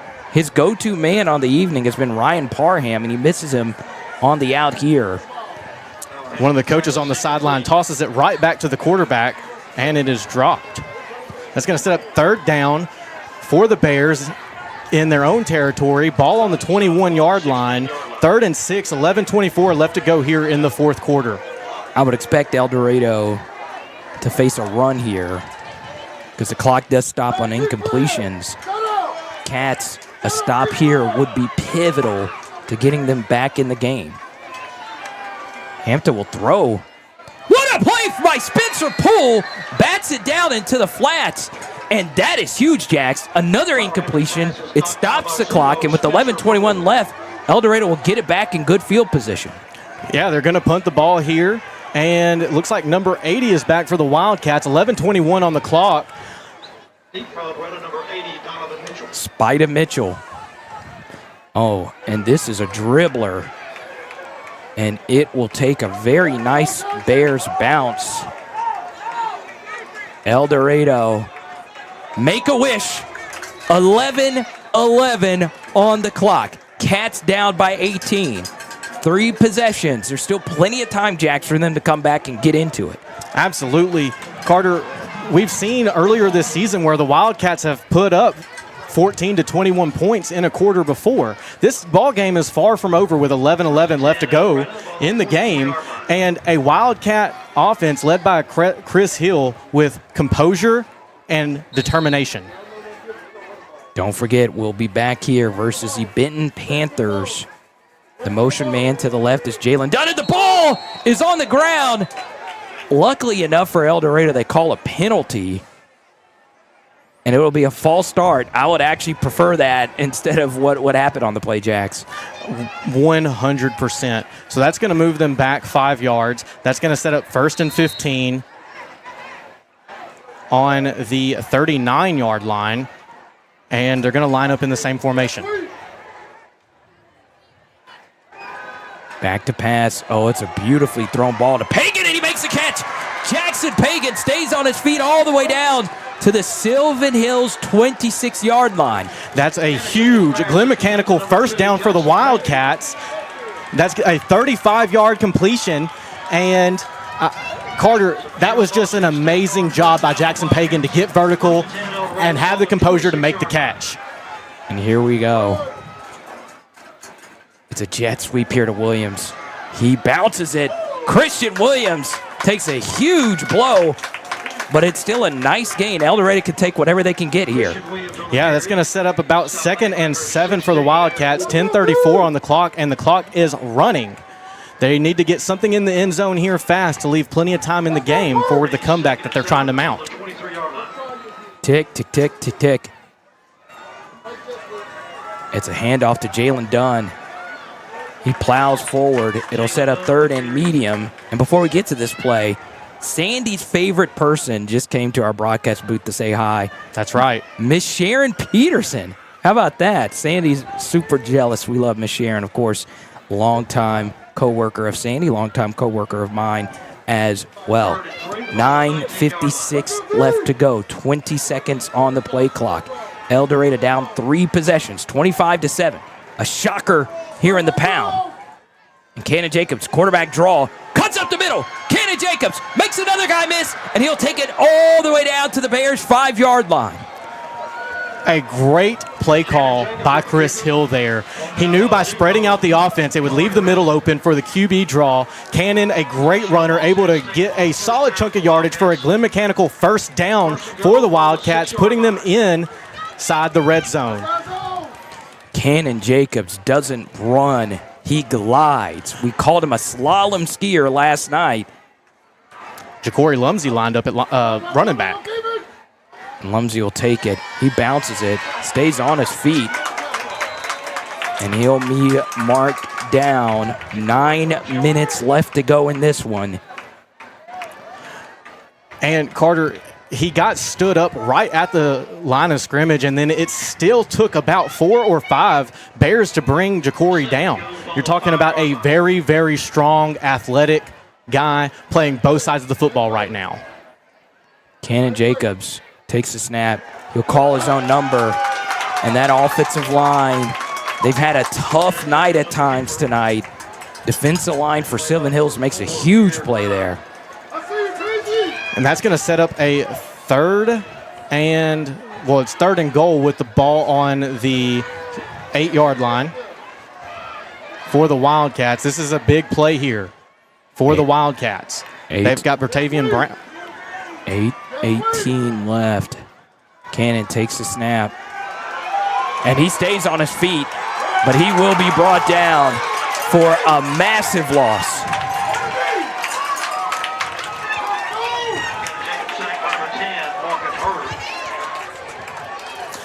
And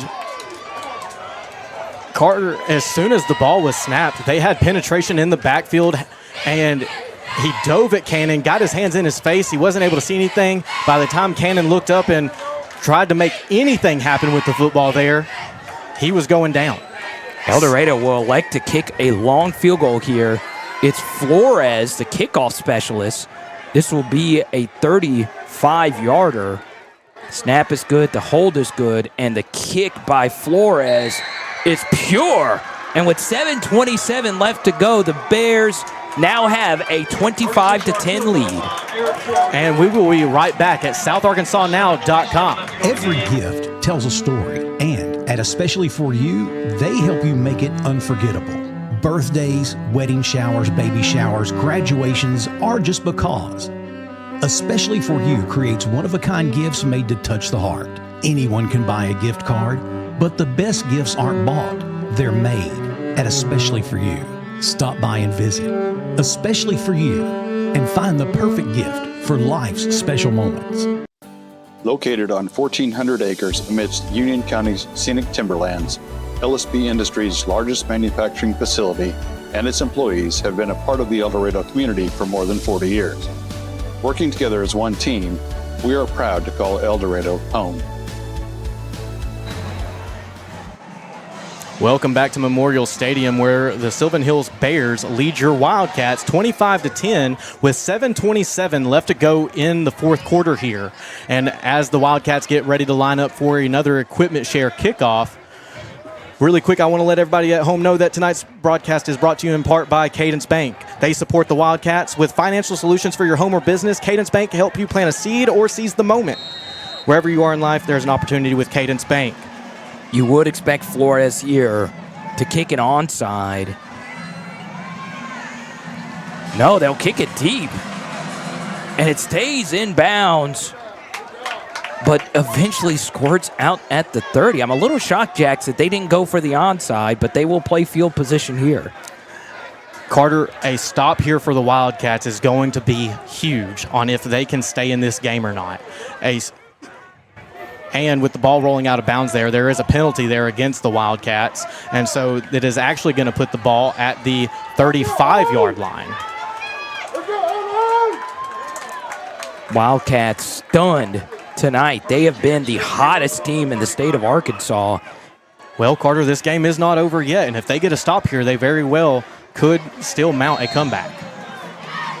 Sylvan Hills elected to pass, which gave the Wildcats a bunch of time on the clock, and they'll do it again, and it's incomplete again. Stopping the clock in this spot, Jax, is huge. Oh, and we've got a Sylvan Hills Bears player down. We're going to take a very quick break here at southarkansasnow.com.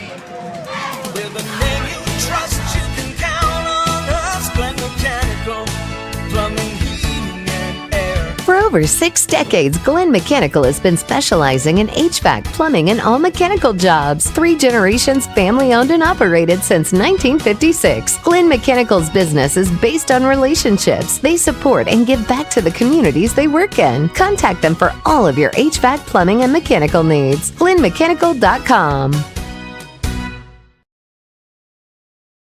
Getting a buck to hang on the wall rarely happens by accident. It starts with preparation, takes some skill, and often even a little luck. Country Village Sporting Goods is your headquarters for all three. Right now, check out a brand new shipment of feeders, so new that they're still pulling them out of the boxes. A huge selection of lacrosse boots and plenty of warm weather camo for that early season hunt. And of course, bow hunters can't go wrong with the sales and service at Country Village Sporting Goods, 965 Smackover Highway in El Dorado.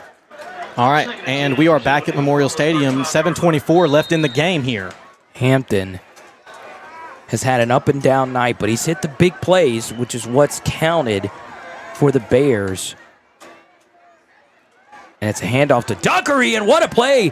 Number 99, Gavin Briggs in there, along with another defensive tackle. It's number 52 for the Cats, Maximus Wright. Carter, he didn't even make it back to the line of scrimmage there. That's going to set up a 3rd and about 11 for the Bears here. 7:01 left to go in the fourth quarter. The Wildcats need a stop here. You got to give El Dorado a lot of credit. They've been aggressive defensively, playing a lot of 5-man fronts. They're in it here as well. Tick, tick, tick, tick, tick. Play clock down to 7. 6:43 left to go in this one. And it is a handoff to Dockery again, and it'll be another play. Big number 99, Gavin Briggs says, no, sirree.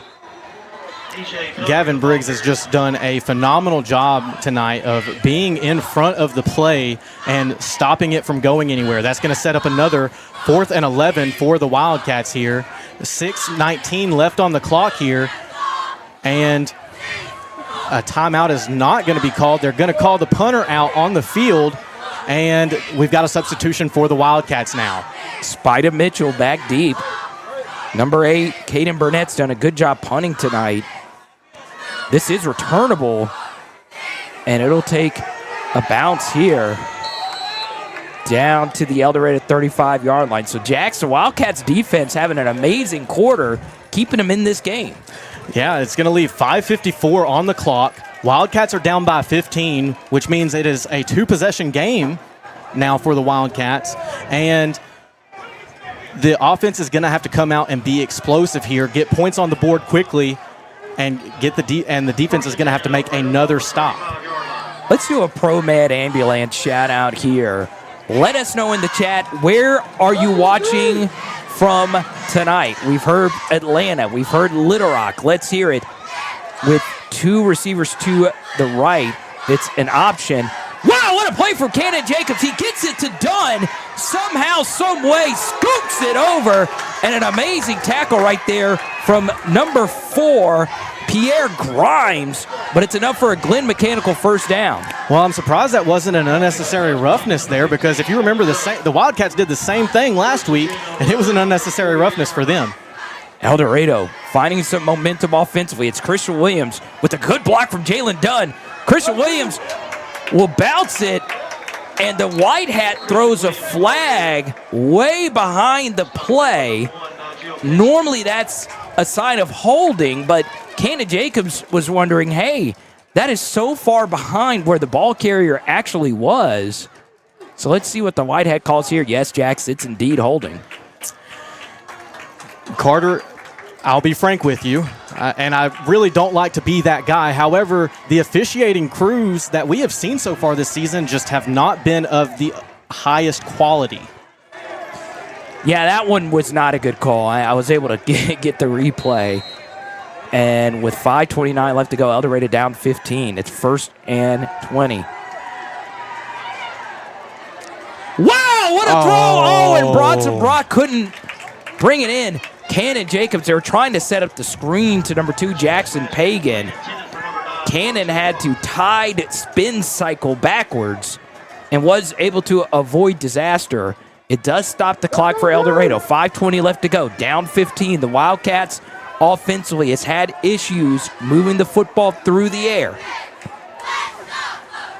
Cannon Jacobs on the rollout. Has Christian Williams on the out. What a catch from Christian! He has the sideline. Christian Williams to the 20. Touchdown, El Dorado! There is a flag on the play. An amazing piece of quarterback play. El Dorado will be called for a hold here. Carter, that flag is on the opposite side of the field, so far from the play. Most of the time, officials will only call holding when it affects the play. Carter, I don't think that one did. Maybe these officials are just ready to go home for the night because they are not being fair towards the Wildcats right now. I was able to catch a brief replay, and I will be honest, could it be interpreted as a hold? Yes, but it was a pancake.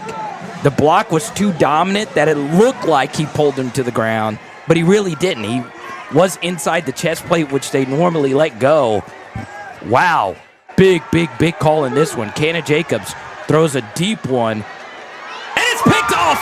Wow. One of the biggest turn of events you will ever see in a football game. A questionable holding call. Touchdown El Dorado. And then it's an interception. Nigel Casey makes a diving play. And the Bears will take over with 5:03 left to go, up by 15. Well, Carter, I don't want to give the win to the officials. However, during the first half, they never set the chains. And then there have been a lot of questionable calls here late in the second half. I think these officials just want to go home. I don't think they're wanting to call a real game here. And again, I don't like to be that way. I don't like to be against the officials, but they're making it blatant. I will attest you're not a referee guy, and the snap was bad here. And Hampton gets chopped down by Bratavion Brown. A great piece of midair combat. And Brown, you don't want to fight him. Brown is sub-zero when it comes to combat. Brown is Liu Kang. And the Wildcats aren't going to elect to call a timeout here on 2nd and 19. All right, let's get to some of our shout-outs. Thanks to our friends at Promed Ambulance. We have someone named Carter in Callion. Okay, Rod watching in Lufkin, Texas. We've got Terry Davis out of Atlanta. All right, class Hampton of 87. hits a deep shot, and it is complete. Number 2, Tyler Blakely, was able to get vertical. And Carter, the sad part is I thought I could have seen a hold there on that play. No flag. It's been a tough night for El Dorado. I will tell you this. The Wildcats have been playing some amazing football. It's just not been the case tonight. They will be back in action, though, at home, right here versus Benton next week. It'll be a handoff here to the left. Jackson's El Dorado rush defense mostly tonight's been good. And Carter, I don't see how they don't call it an unnecessary roughness right there on number 65. The play had already been blown dead for about 3 seconds, and he leaped on top of a Wildcat player there. Sylvan Hills has gotten away with home of the referees. Yeah, they've gotten the favorable whistle. If you take a look at the 50-50 calls, it has gone in favor of the Bears.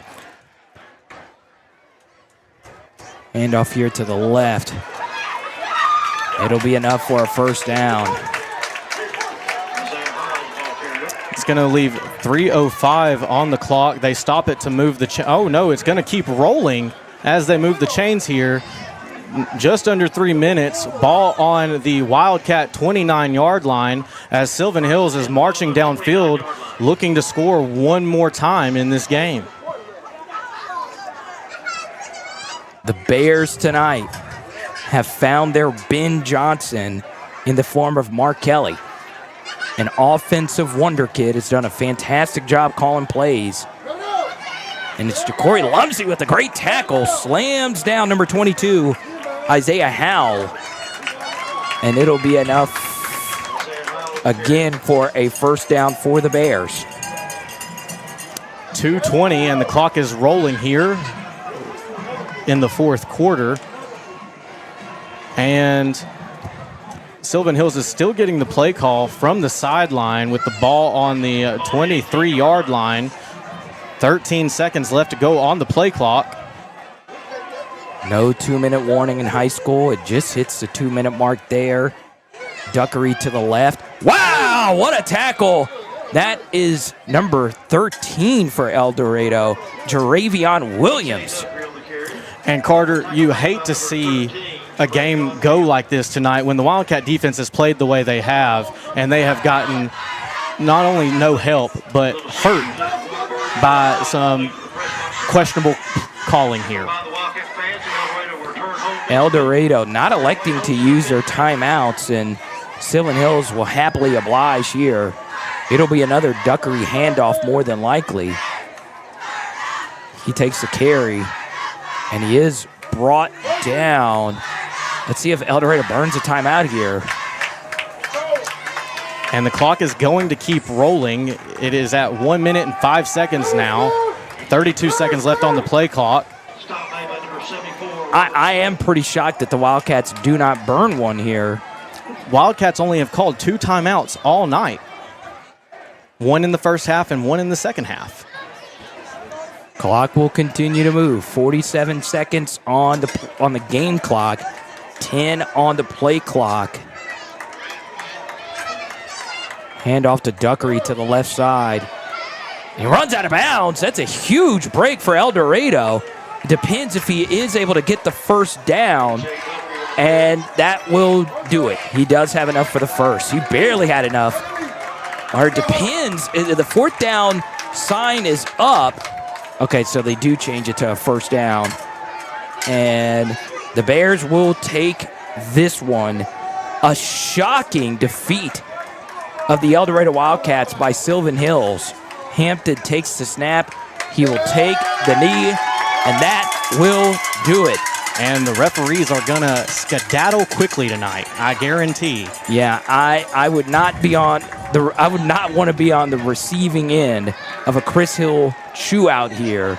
He is not pleased, and I could totally understand why. Your final score, Bears 25, El Dorado 10.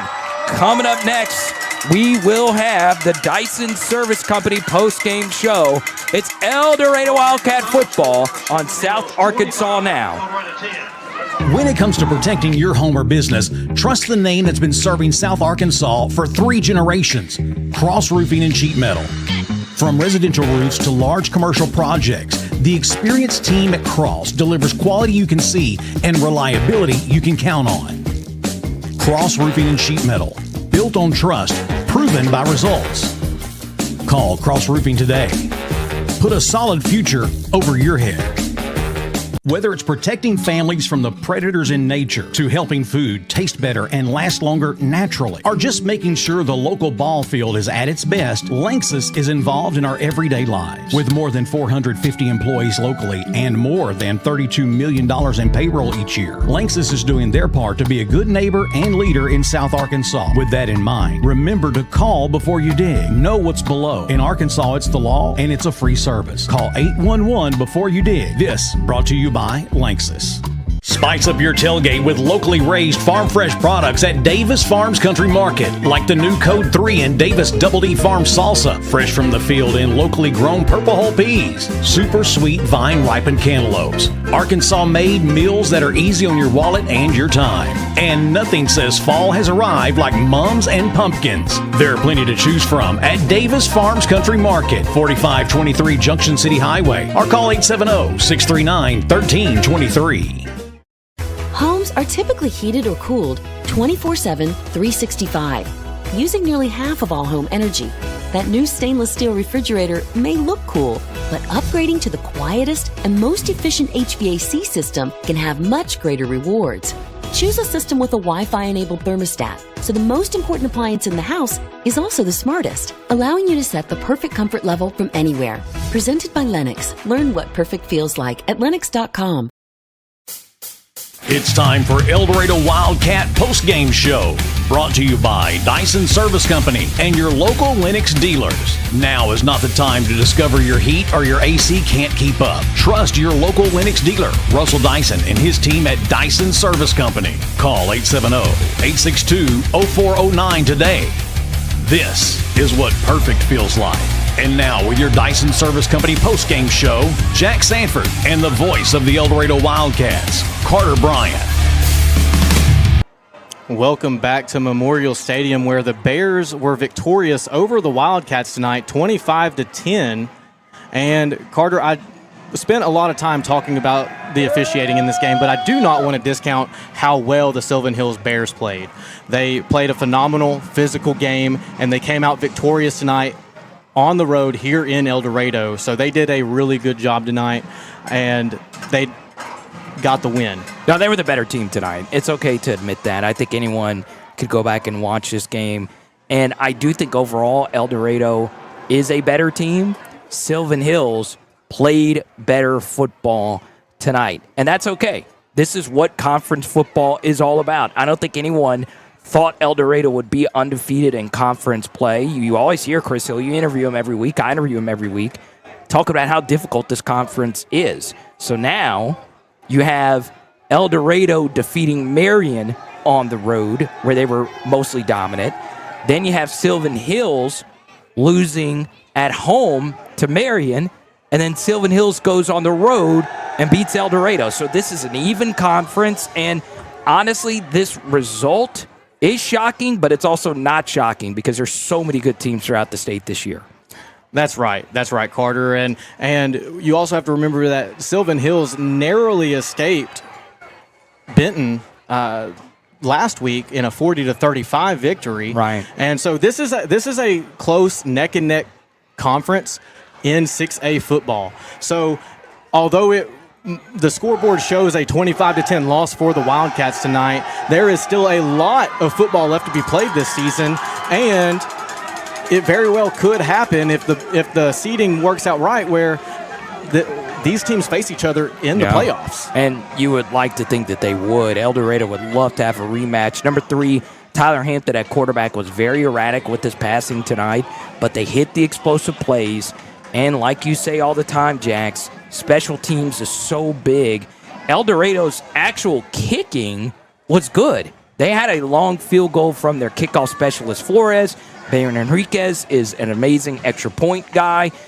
They're perfect on that. It was the 2 onside kicks, a few punts that weren't able to be fielded, and the field position game. When El Dorado had Sylvan Hills backed up deep in their own territory, they couldn't take advantage of it. In fact, Sylvan Hills was able to score a touchdown from their own 2-yard line, driving the football up the field. So, look, was Sylvan Hills the better team tonight?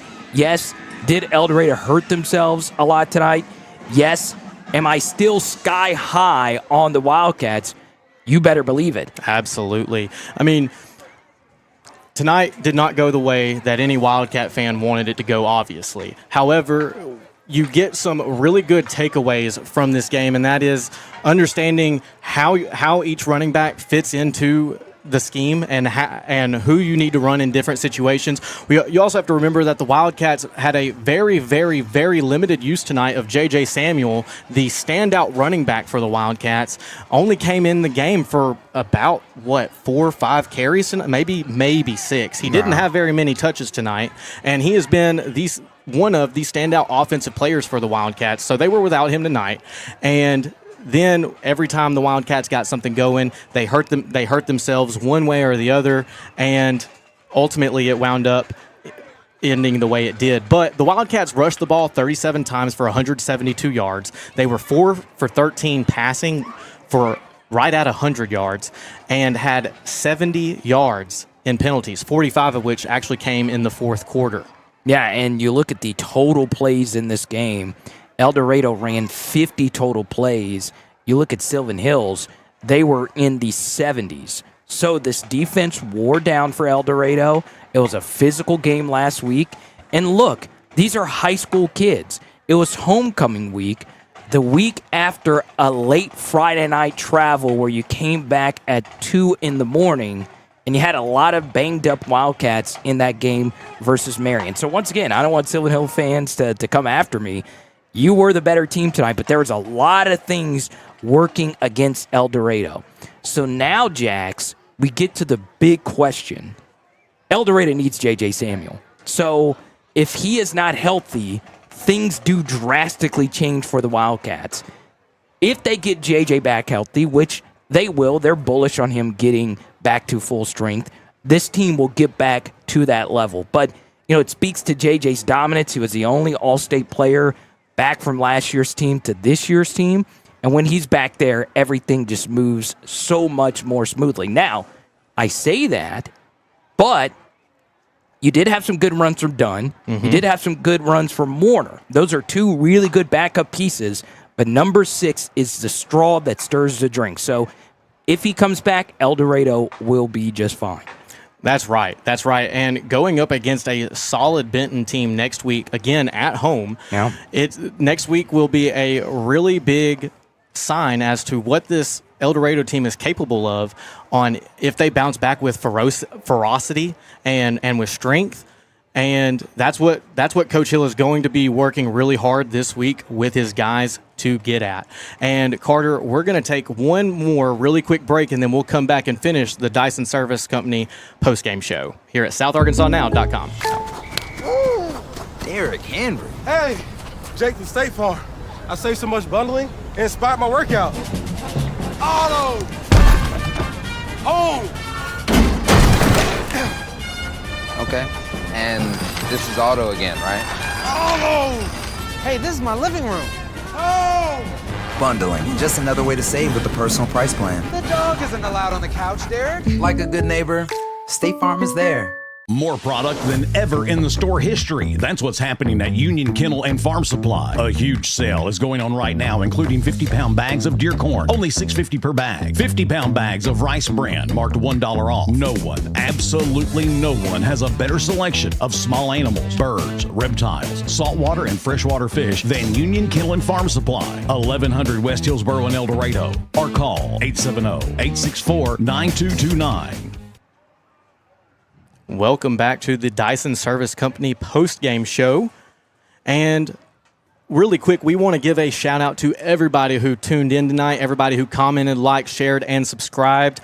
I want to say thank you so much for tuning in for another week. Kathy Gaddy Rowell, Cannon Jacobs' grandmother, watching all the way from Alabama, who says that she will be in El Dorado next week to watch in person. We've got Terry Davis, Jennifer Smith, Marcus Brown, Ty Couch, all people who are avid followers and very active within the South Arkansas Now community.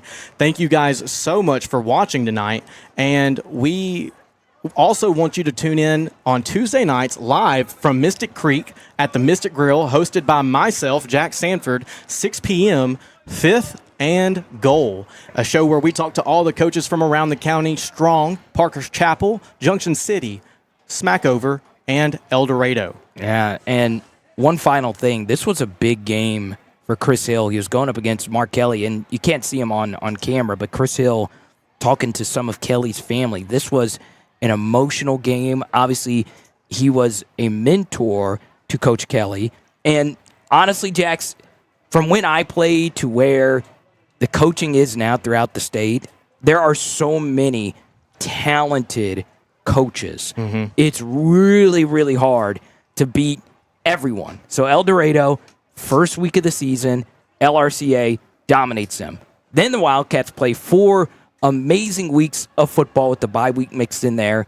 And this, honestly, for me, Jax, was their first tough game of the night, or of the season, if you will. So I wouldn't worry too much about this. You do need to buckle up your chin straps, though, because Benton is a team that comes in with a lot of energy. All right, This is where Braylon Russell played. This is where a lot of talented football players have come from. So you better be ready to go.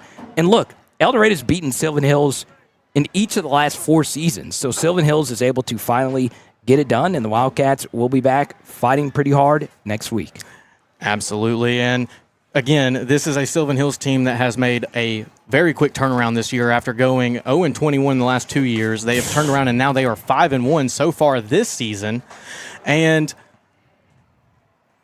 Yeah, just a tough week. Tough week. I'll be honest. I've never seen a turnaround like this. I really haven't. You can see why Mark Kelly's such a good coach. He learned from Chris Hill, who himself is an elite coach, to go from 3 wins combined in the last 3 seasons to now being 5-1. He's definitely the coach of the year in the state of Arkansas. So big shout out to Sandy back in the studio, Peyton and Brittany on site, making us look so good. And Jax, I can't wait for Friday. Friday can't get here soon enough for El Dorado to bounce back. I think Chris Hill, Jimmy Johnson, and the rest of the staff will have the Wildcats ready to go. Absolutely. And so, again, tune in live 6 p.m. Tuesday night from Mystic Creek at the Mystic Creek Grill for 5th and Goal. And we will actually talk to El Dorado coach Jimmy Johnson this coming week. So with that being said, I hope everybody has a great night. Remember to like, share, comment, subscribe. My name's Jax Sanford. That's Carter Bryant. This is SouthArkansasNow.com. At the Karl Malone family of dealerships, Ford El Dorado, Chevy El Dorado, Toyota El Dorado, and Karl Malone Toyota of Ruston, the mailman always delivers. With over 200 brand new vehicles and over 150 quality pre-owned options, you're sure to find the perfect ride. Looking to sell? We'll buy your vehicle, paid on the spot. 4 dealerships, 1 name you can trust, Karl Malone. Because when it comes to great deals, the mailman delivers.